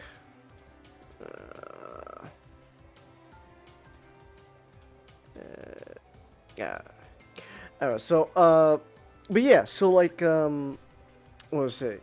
So yeah, so Grace obviously, like, he got, you know, he's got a lot of, like, you know, a lot of fears he's got to overcome, and again, I was saying how this all ties into like a lot of themes the story's going into about, like, you know, again, kind of similar to the Martian, you know, themes of, you know, isolation, and, you know, like, when you're all alone, but also like, and, you know, how human beings are just social creatures, and then there's the ideas of, you know, companionship and, you know, friendship, trust, and all that, and how like those themes are present in the Martian, and like, and I was talking about that earlier, but like these are very much so more prevalent in Project Hail Mary more than anything else. One thing that doesn't really carry over from the Martian to Project Hail Mary is also just resilience. Because Watney survived in a potato diet.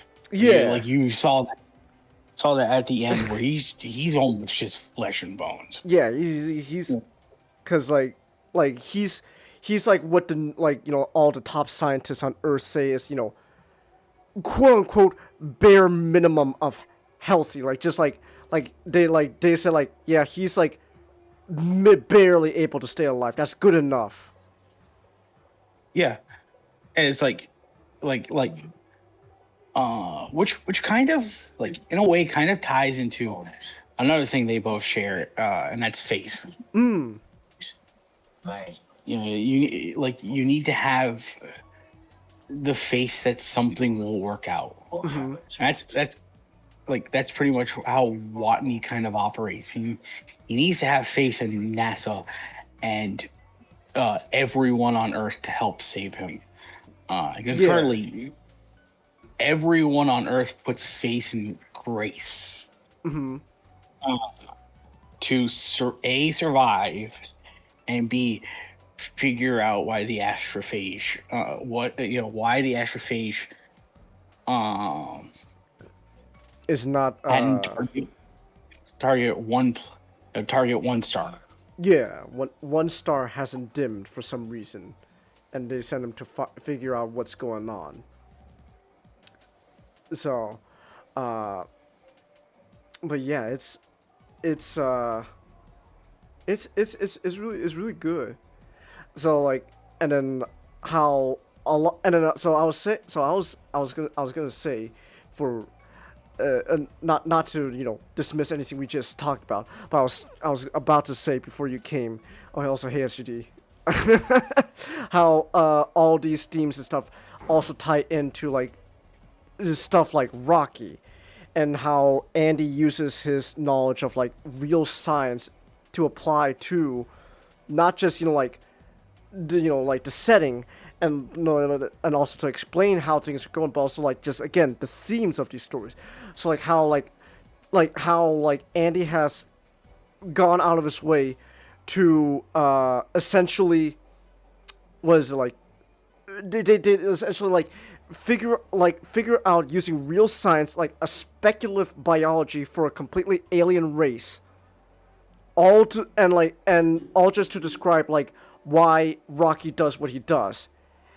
And yet somehow, like, these, like, real, like, science, like, biology stuff that he came up with also ties into, like, this, you know, again, like, the major themes of, like, you know, friendship, trust, and companionship.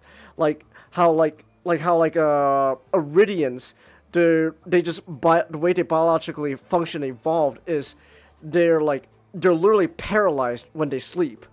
I remember, like, there was, like, a video I watched where he was, like, a guy was interviewing Andy, and he was saying how, like, he came up with the idea that, like, the Iridians have, like, mercury for blood, like, boiling hot mercury, and whenever they go to sleep, the mercury essentially cools down to a point that they're essentially frozen in place. They're paralyzed, and it's like it takes a lot of body heat to boil that blood again for them to, you know, like, get up and running.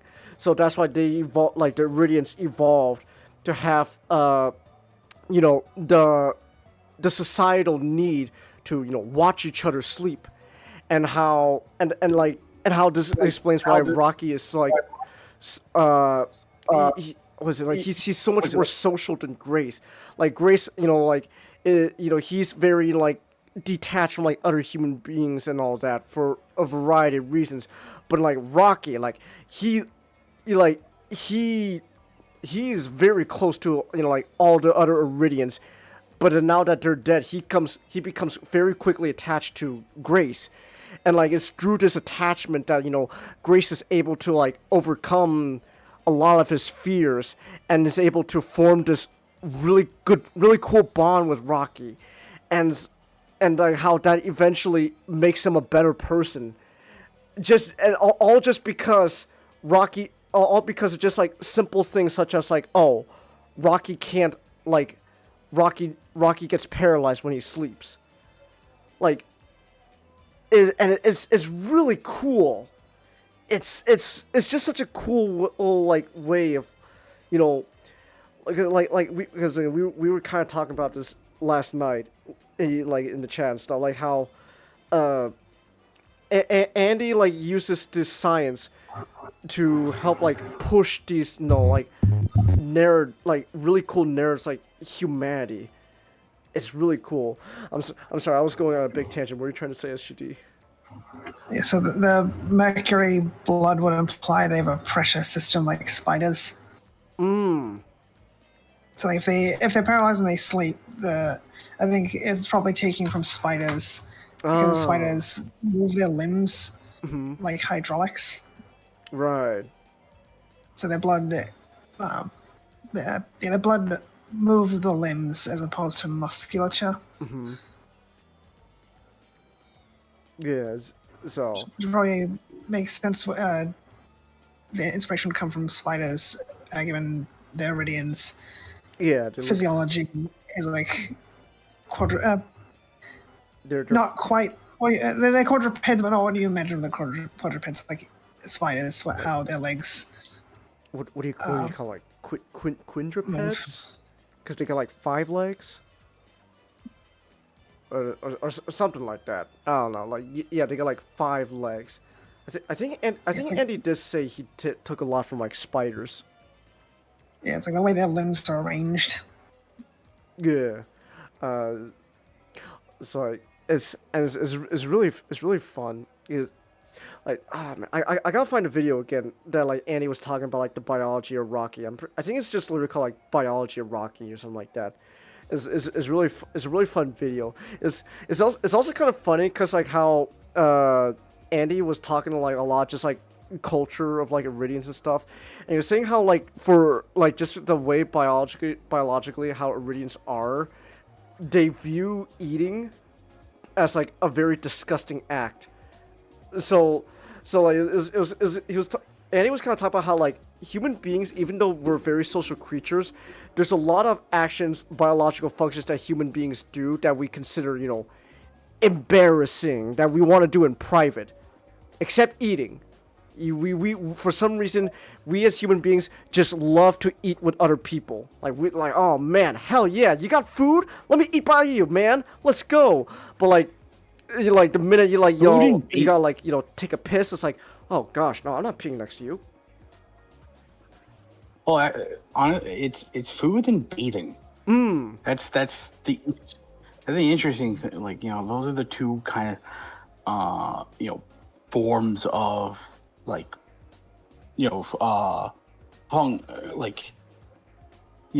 maintenance, for lack of a better term, that we turn into socialization. Yeah. Yeah, I think that comes from like excrement is something you avoid. So it's biologically conditioned. Like you don't want to be near someone when they're passing waste because you're supposed to avoid waste because it's hazardous. While eating and bathing are particularly states of vulnerability. But he was talking about it's a really funny thing about human beings, but like how biologically Iridians are. Iridians biologically are like the way they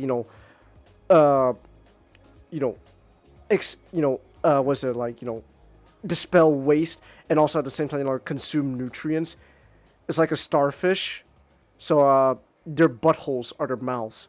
So Iridians have biologically evolved into essentially deeming eating as like not a socially acceptable thing. Like they view eating as like a disgusting act. It kind of gets a little bit lost in translation in the movie, but like it's kind of why there's a whole joke why Rocky says oh Grace, the way Grace eats is disgusting. Like I'm like, well, it's not disgusting. How do you eat? And like shoves the food up it's like oh gosh. It's like it's kind of funny. It makes for a really funny joke, but like in the book, I think like Rocky himself also is like he just views eating in general disgusting, because like it's you don't want to see someone shove like food up their butthole. That's disgusting. So it's like to Rocky, like Grace, he doesn't understand he doesn't understand human biology, how the mouth and the butthole are two different organs going on. Yeah, I think the movie changed that the meaning behind the scene, because like Grace has his food just hanging out of his mouth. Yeah, it's like that's like Iridian's like the food just goes in the hole. Well, then Rocky's like when Rocky eats, it's beautiful. I think it's just changing the scene entirely. It did change the scene entirely, mostly just for a good comedic. But it's a funny joke either way, though. I'll say that it's still funny. Like just the idea, just like you like an alien thinks how humans eat is disgusting. It's like, oh, it's not disgusting. How do you eat? It's like, oh, it's wonderful. Just shoves food up the buttholes. Just, oh, that's beautiful to you guys. Oh my goodness. And you need to explain, like, they also like this, like for that joke to work, you would need to explain that without narration. Yeah. So it's like yeah, like because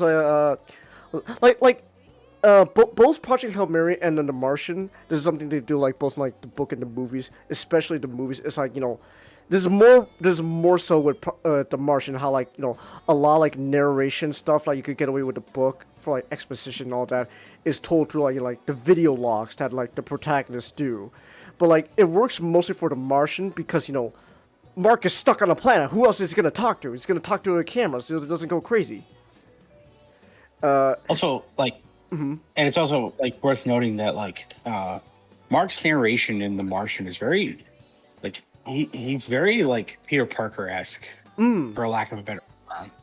Just like he really like he can't handle stress very well, which is not like which you can say is like realistically not realistically which is unrealistic for an astronaut who needs to handle stress because they are dealing with it makes for a very compelling character to follow. Exactly. So Actually, that's also another thing I do want to mention. Andy WEIR has gone out of his way to say that like he fully admits that there's a lot of like science stuff that he has technically bent. Like his stories are his science fiction stories are very hard science fiction. Like I was saying earlier, like they're very grounded, realist, real science. But he is not afraid to admit like when some things occur, he's willing to like bend the rules a bit. So like for example, like in The Martian, the big windstorm that causes the accident for Mark to be stranded in the first place, technically impossible. Winds on Mars don't ever get that bad. But he needed he fully admitted like he needed an excuse to for an astronaut to be stuck on Mars. How is he gonna get stuck on Mars? And it's like windstorm, giant bad windstorm. Remember, the choppers are always right. Don't let facts get in the way of a good story. Don't let facts get in the way of a good story. So Andy has gone out of his way to admit that like some science stuff he's willing to bend for the sake of the narrative. So like with Mark and all that, that's something he's willing to bend. But yeah, so like with Mark Watney, like just how he is and how the story of The Martian is, he's able to get away a lot more with like exposing the narrative and like facts and all that through the video logs.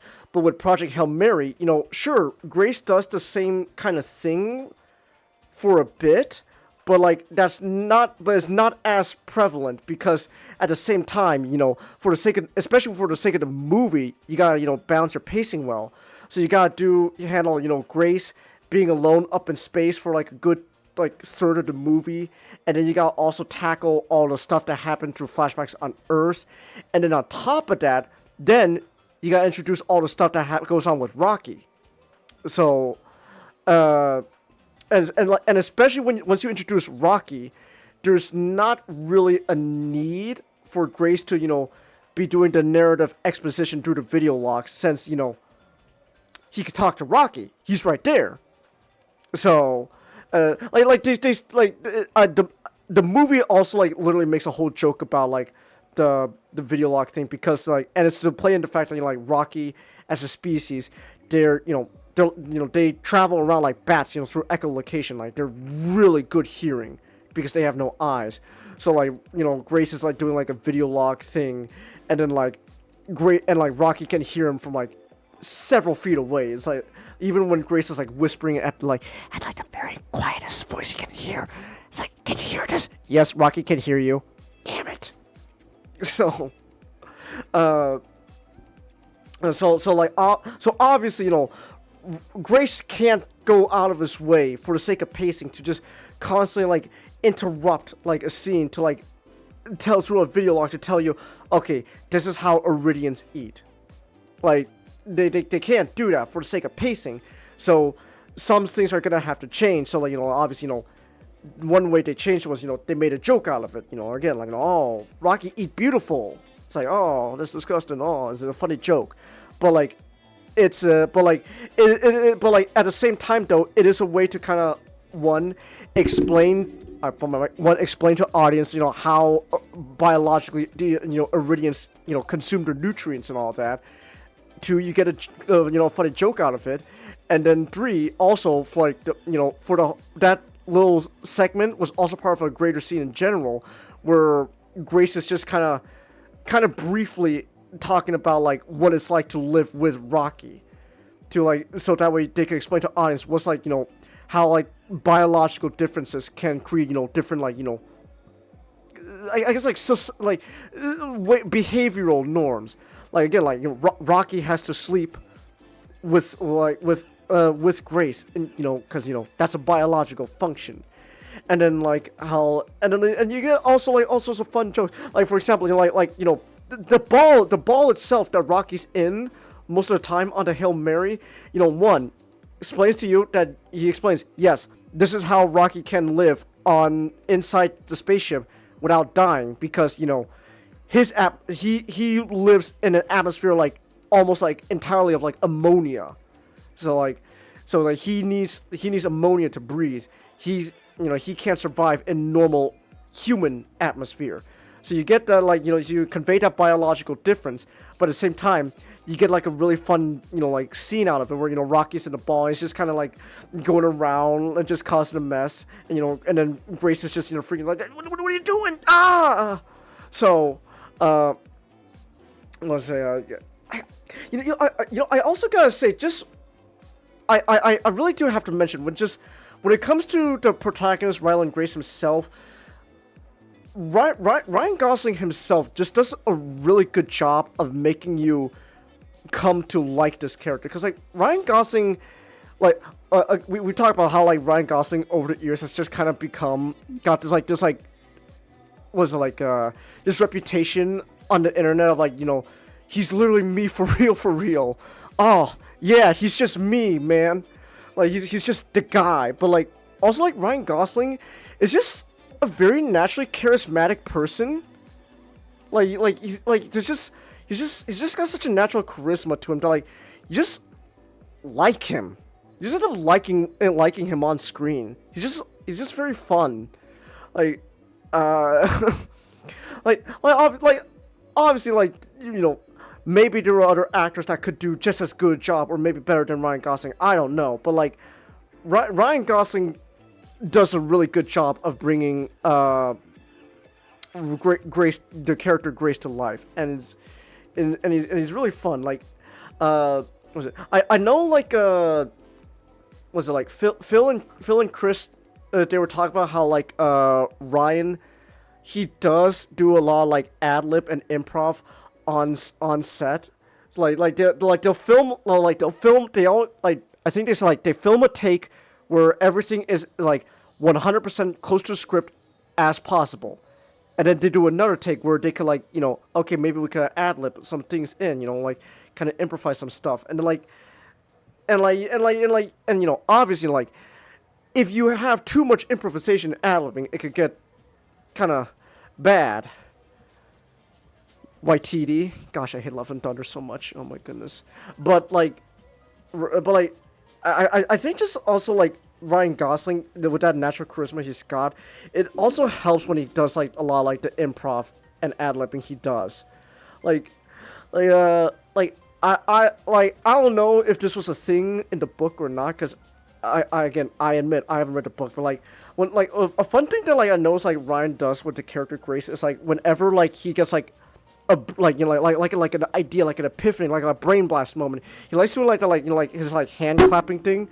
And, like, it's not just that, like, he does, like, also, like, sometimes to, like, just, like, reassure him, like, okay, we're doing this. All right, I got an idea. Or, like, just, oh, okay, oh, we're doing this. Like, when he and Carl, like, figure out how they're gonna get the astrophage back, because, like, oh, we lost it, like, how are we gonna do it? Like, it has to be total darkness inside the box. Like, I'll just put the box inside of a bigger box. And Grace is, like, thinking, and it's like he's got, like, that brain blast mode, like, Jimmy Neutron brain blast mode, just, claps and, like, got it, let's do it.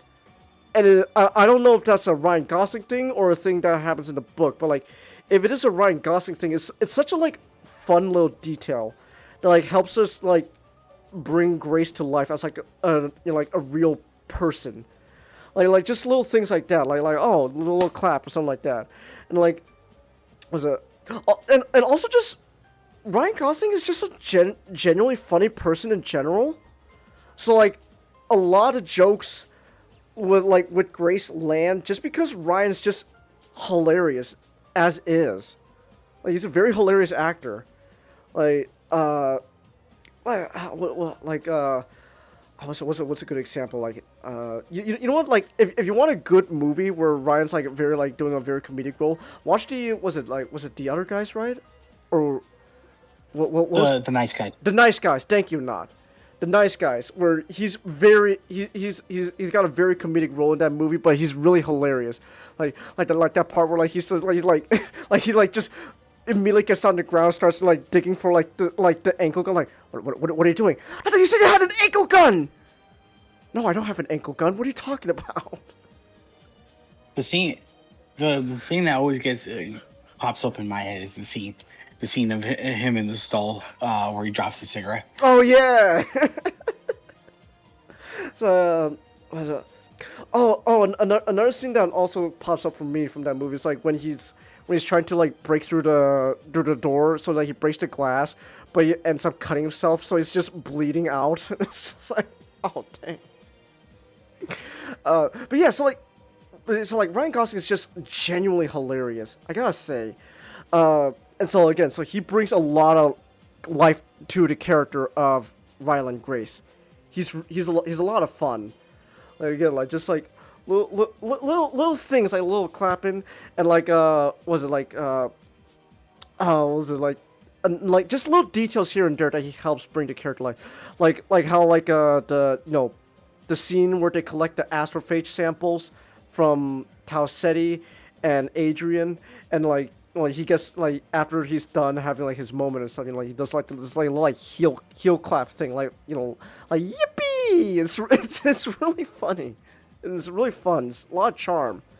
But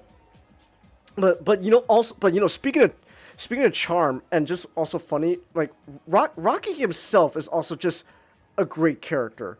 Like you would think like Rocky. Oh, amazing. Amazing. Like you think like Rocky, this guy, this five-legged rock thing, who has no face, and like, and is an alien life, and they could easily just make him like a bad writer could easily just make him feel like almost like a pet or something, like a mascot character more than anything else. Like Rocky could have very much been like a baby Yoda to the movie, but no, Rocky is his own full-fledged character. He's got his own thoughts. He's got his own like culture and society, and he's great. And like, and again, how Rocky naturally is able to help Grace become a better person. It's great. I love it. And also and I gotta say, shout out to the puppeteers.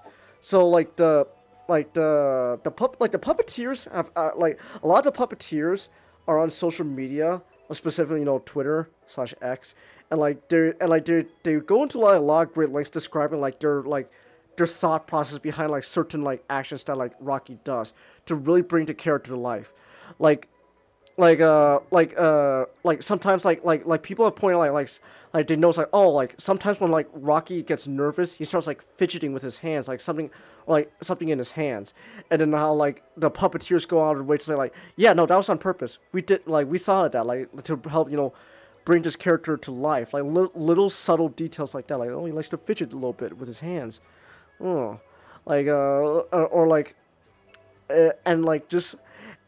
it just, of course, it's just a natural charm to just, like, Rocky, a five-legged rock creature thing. As, and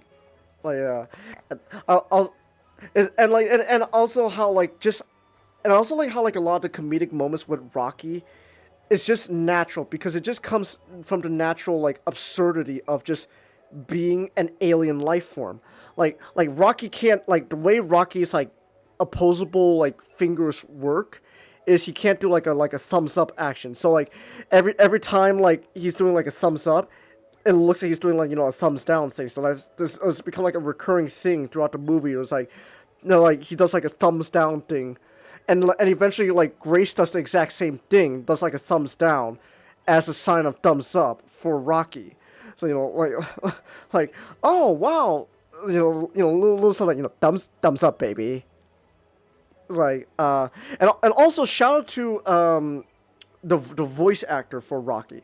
So in the movie, right? So like in the movie, they have it that like Rocky is able to talk through like like a translation kind of program thing on a computer, and like there's like they got like a text to speech voice thing going on, and that's how Rocky is able to speak normal English to Grace. One, so that way obviously Grace can understand him better without having to always look at the screen, but also it gives the audience an opportunity to understand what Rocky is saying as well.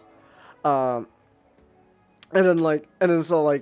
I gotta say, A big shout out to the voice actor for Rocky, James Ortiz, who is also the main puppeteer for Rocky as well, and like he does a great job with bringing Rocky to life. I gotta say, like I really love him as Rocky, and was it? And I think I remember earlier. I think they said that was it that James Ortiz is technically eligible to get an Oscar or like an Academy Award for Rocky.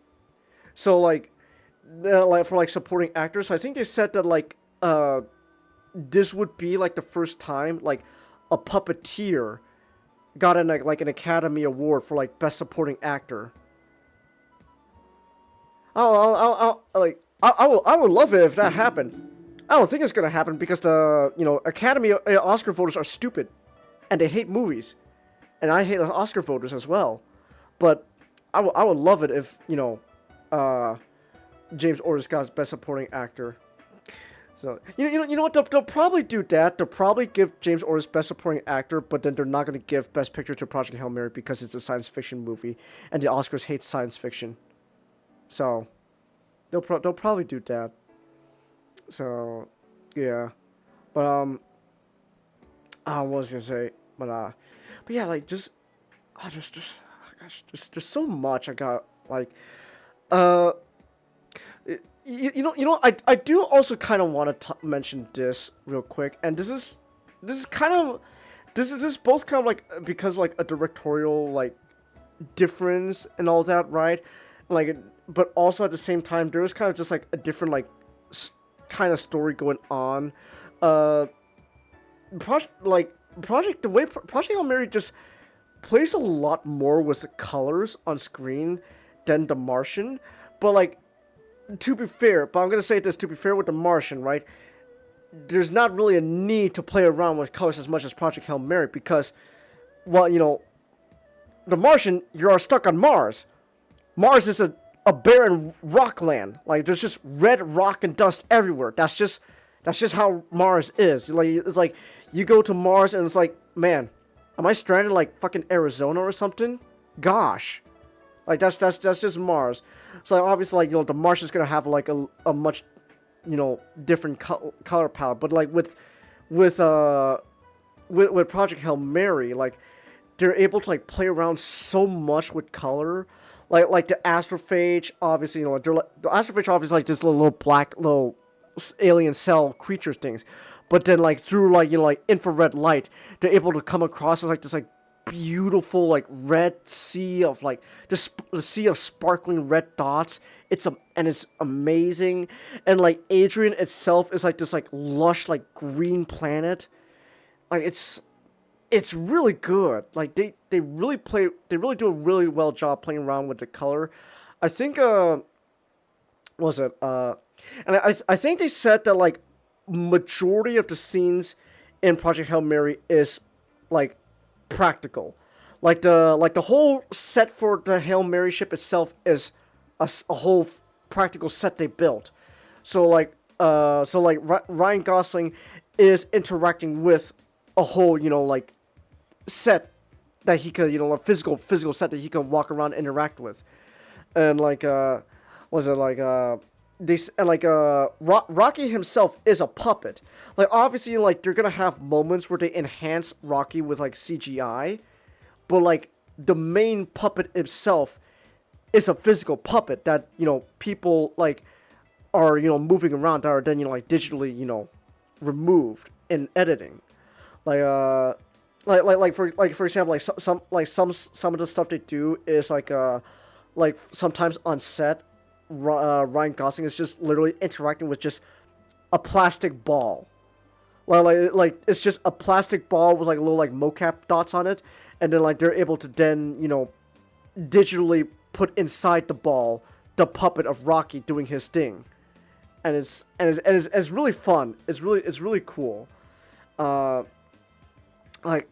know like the whole scene that I was talking about with the Red Sea is like the astrophage scene where they're collecting astrophage from Tau Ceti and Adrian. The sea of sparkling red like dots like I think they said that was practical. How like I don't remember exactly how they did it. I just know they said that like it was a real set they built, and like through like camera tricks and stuff, like they were able to capture like the sparkling red and all that. I think it was also probably like a light show and something like that. So it's like so like Project Hail Mary just is a beautiful movie to just look at in general. Again, like this is not me dissing The Martian. It's just The Martian. The Martian is just not gonna have the same visual spectacle of Project Hail Mary, but at the same time, like The Martian is a different story with a completely different like location going on. They don't really need to be going all out. I mean, it'd be cool if they did, but they don't need to. And I also have to admit, there's probably also like most definitely some kind like a directorial choice, like really Scott's not a bad well. He made good movies. Really Scott went crazy. he went crazy. We can comfortably say that The Martian probably was his last great movie. Like, there are movies afterwards you could probably say are good, but The Martian's probably the last great movie he's made. I was saying earlier it's funny that like the next movie he directed after The Martian was Alien Covenant. That's honestly kind of funny. I know. Like it's straight up just that scene. It really is just straight up like that scene from the original God of War, where like Kratos just acting Ares to give him power to strike his enemies and servitude. It's like Ridley Scott asked his brother, Tony in heaven, give me one last great movie. Give me one last great. It is kind of funny that like The Martian, at the end of the day is a movie that's a lot about like humans, indomitable human spirit, able to survive on a foreign planet, human beings able to push through bureaucracy to team up together to save one person. It's a very hopeful movie. And the next movie directed is just saying, yeah, your god's fucking fake, you pieces of shit. I hope you die. It's like, what the hell, Ridley? There's something about like false gods, and then self-cessed, and like there's a lot of things like Alien Covenant is. One thing you can't say is it's coherent. Gonna be honest, not. It actually completely slipped my mind about the self-cessed thing. That's right, man. I can't. What do you think it was like on set? Like, do you think like they told Magneto to just start kissing like a double, and then they're just gonna digitally place his face on the double? I want to bet like the double was also a man. Oh, true. all right. It's just kind of funny, like seeing just really Scott out there, really just like he's directing Alien Covenant, and he really just told Michael Fassbender, okay, Michael Fassbender, I need you to kiss your body double, and we're gonna digitally place your face on the body double, so it looks like you're kissing yourself. So, but anyways, I immediately got a little off track there with Ridley Scott, but like Ridley Scott obviously is gonna have like a very different like visual style compared to like Phil Lord and Christopher Miller, who a lot of the movies they've worked on are kind of known for like a lot of usage of like like really good color. Like they didn't obviously they didn't direct the movies, but they were like involved with the production of the Spider-Verse movies, and like those Spider-Verse movies play a lot with color there. Like that's some really good color going on there. I think it almost like you got like a lot. I know they did like a lot like some like the Lego stuff. I know especially they did the Lego movie, and that was like a very like colorful movie, and like was it like even like something like Cloudy with a Chance of Meatballs. So like their movies just have like a very like a visual sense to them that plays a lot with again like colors, and is so like and that again plays into something like Project Hail Mary, which plays around a lot with the visuals of the movie, as it's really fun. So, man, I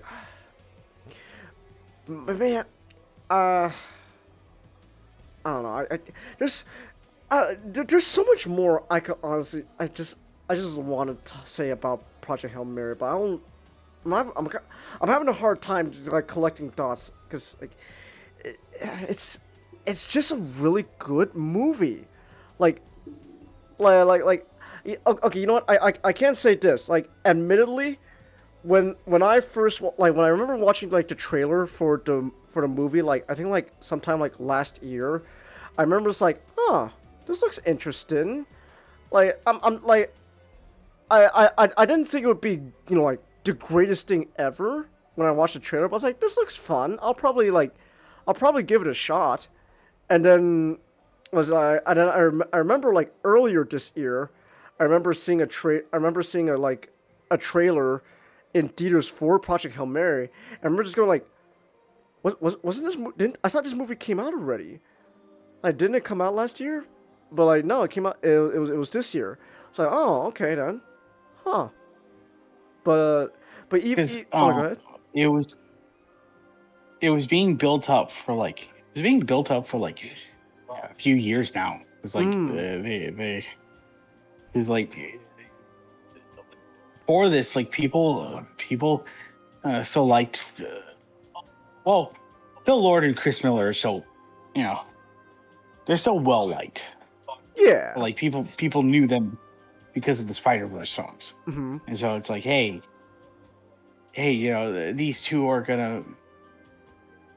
I think this is their first like. I want to say this.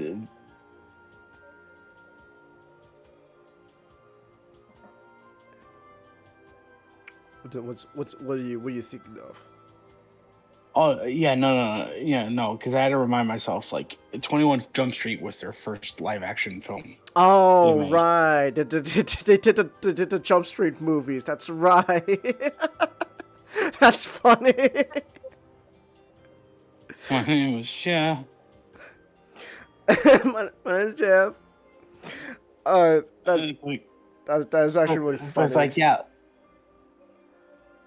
like their return to like live action for years later, and it's like a film, it's a film from the writer of The Martian. Mm-hmm. And people remembered, oh yeah, The Martian was good. Yeah, the Martian was good, and so. But I remember like watching the trailers and like I like my initial like I guess like reception to like just the trailers alone was like, this is probably gonna be a fun movie. I don't know if it's gonna be like that good of a movie, but at least I'm sure I'm gonna have like a fun time with it.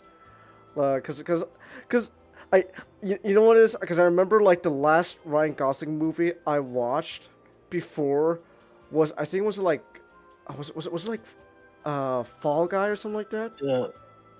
Yeah, the Fall Guy. The Fall Guy. And like the Fall Guy is not a I'll say this, the Fall Guy is not a bad movie. I didn't hate the Fall Guy, but like I remember after watching the movie it's like I've seen Ryan Gosling do so much better, so I remember like watching The Fall Guy, and I was like that was okay, and then so that was like the last like recent Ryan Gosling movie I saw. Like the other thing was like Blade Runner, but like that was like Blade Runner 2049 was like 2017. 2017. Thank you. So, but I remember did. that. Oh no, go ahead. I remember it being 2017 because I graduated high school that year, and also that was the year that I finally figured out that, like, Ridley Scott lost his marbles. It was like a lot of the interviews were surrounded, and it's like, oh, is Deckard a replicant? And then like this old man came out. He just started saying about how he liked Beavis and Butthead. And I'm like, can we get Grandpa back into the nursing home? But that is actually kind of funny though. It's like, oh man, we're like, Mr. Scott, is Deck truly a replicant or not? Oh, you know, Beavis and Butthead's a really funny show. It's just really funny. I do remember seeing First Man recently a bit ago though. That was actually a good movie. I like First Man. Yeah, and now Damien, I think Damien Chazelle is sort of in director jail because what did he do? Babylon didn't make money, and also it was very divisive. Okay. Babylon is a very interesting movie. I'm not sure you're gonna guarantee to like it, but it's something that it's very interesting and sort of ambitious. But with La La Land and First Man, especially First Man, because that's not just a biopic of Neil Armstrong going to the moon. It's also just Chazelle making a love letter to how the moon landing will eventually inspire different movies about space travel. Mm-hmm.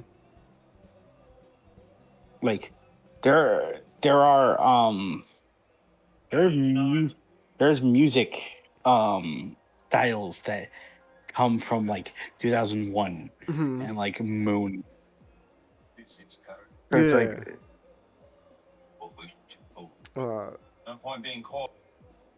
but First Man, and I should talk about First Man.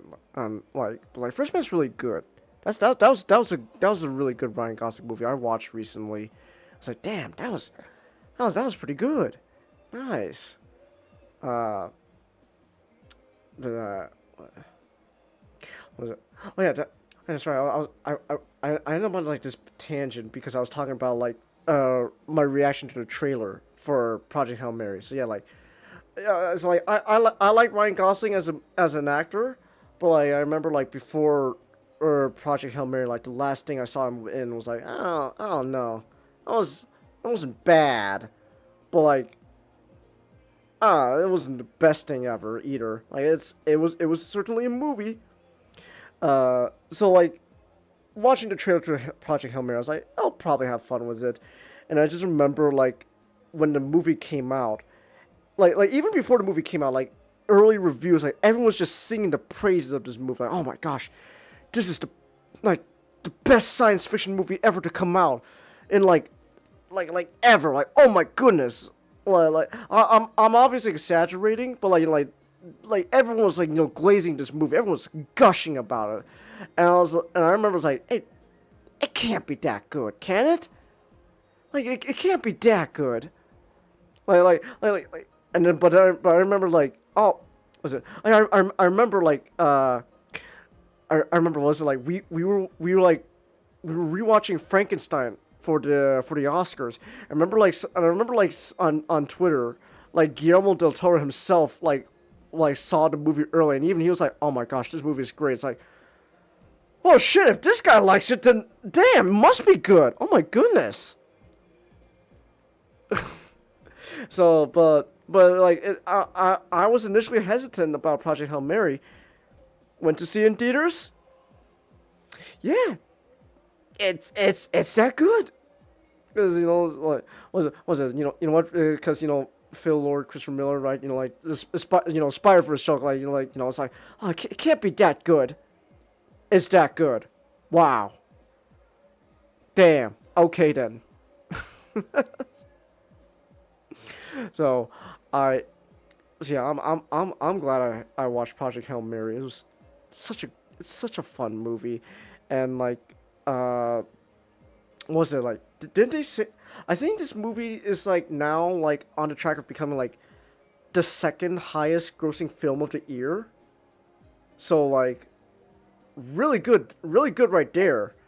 Like, hold on, I'm gonna look up what was the budget for this movie.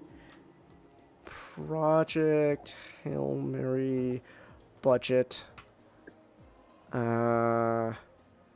Okay, I'm just gonna take this with a grain of salt, but like it's taking a bit from IMDb and Yahoo, so like around like $248 million.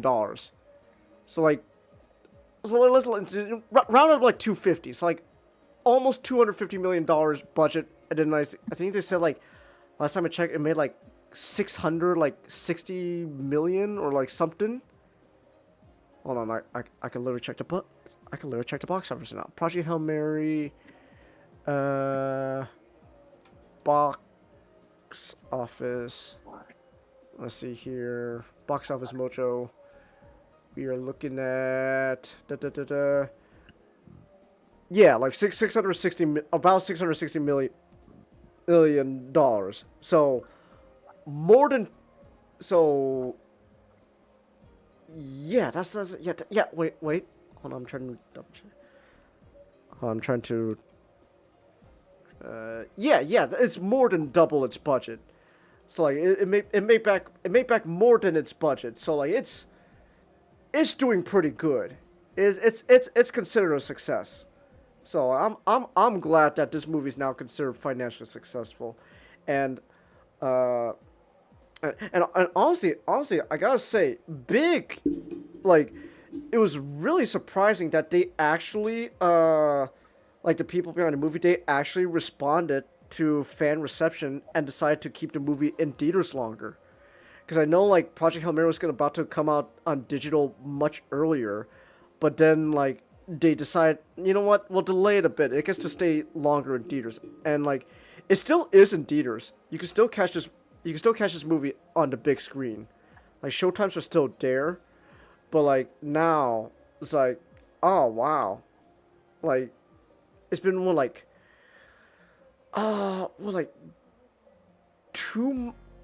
it's been almost like 2 months now, like more than like a month and a half since the movie came out. So like, yeah, that's you know what? Thank you, Amazon. Shout out to Amazon. Thank you, Amazon. Thanks for delaying the digital release of the movie and keeping it in theaters longer. I know that took a lot of restraint. So, oh my goodness. You know what? Good. You know what? Good for Amazon. They, to be fair, they gotta make back their money after what was that movie again? That earlier this year with like Chris Pratt. Oh, what was it, like Mercy? Was it yes. Yeah, Mercy. It was Mercy, like with Chris Pratt, and like that movie, like I know, like flopped hard. That was I think that should have been like a straight to Prime Video situation. I don't know what like liquid courage got them to believe that thing deserved to be shown in cinemas. But that's really funny, man. But yeah, like, honestly, they probably need to make back the money with Project Hail Mary after Mercy flopped hard. Chris Pratt's got it. Chris Pratt, get a better agent, be in better stuff. My goodness, I'm sure you're gonna make a lot of money because you know Mario, right?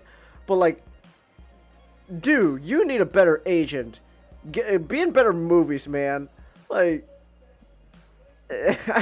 I don't know what's going on with Mr. Chris Pratt. Like he's gotta, honestly, he needs to be in better thing, be in better things. So that's just me. Was it like? Oh, you know, I was watching. I was like starting to watch. What's the show? It's on Amazon. Was like Terminalist. I remember I was watching Terminalist. That's like with Chris Pratt. I remember Loli said that was pretty good. So I remember I was watching, like, in the beginning of watching Terminalist. I'm gonna maybe I'll get back to it. So oh, my nose. Oh boy. Anyways, what time is it, by the way? I've been going now for a little over 4 hours now, so it's like 11:30ish. Yeah, it's like 11:30 where I am. So yeah. I guess that just means I spent like 2 hours talking about the Martian and Project Hail Mary. Go watch both. Go watch both. Watch The Martian and watch Project Hail Mary. Watch Project Hail Mary in theaters while you still can, and then you can watch it on on digital and all that. Like they're both really good movies. Gotta say, Mr. Andy Weir, he's a good author. He's a good author. He's a good writer. Gotta say, he's really good. Like, yeah. I like his stuff. Was it? Oh yeah, I remember. I do remember, like, Chris and Phil said they were gonna, like, in the middle of like trying to make a movie adaptation of his other book. Was like was it Artemis? That's what it's called, like Artemis, where like it's like a moon story. So so hey, that'd be cool. I'm down for that. If anything's to go by with Project Hail Mary and The Martian, like, yeah. So, what was it? Also, so yeah, man. I don't know. I'm admittedly like just rambling now. It's just watch these movies. Watch these movies, and then if you're a book reader, read the books too. You'll like them. They're great. It's fantastic. Amaze. Thumbs up, baby. So, yeah. Alright. That's it then. Yeah, we're gonna call things here. What was it? Tomorrow. Oh yeah, tomorrow we'll continue Sonic. I think. Again, unless something comes up. So, you go with Sonic tomorrow, Nick? I guess. Do you want to do something else? I mean, I'm down to do Sonic, something else. I don't know, whatever.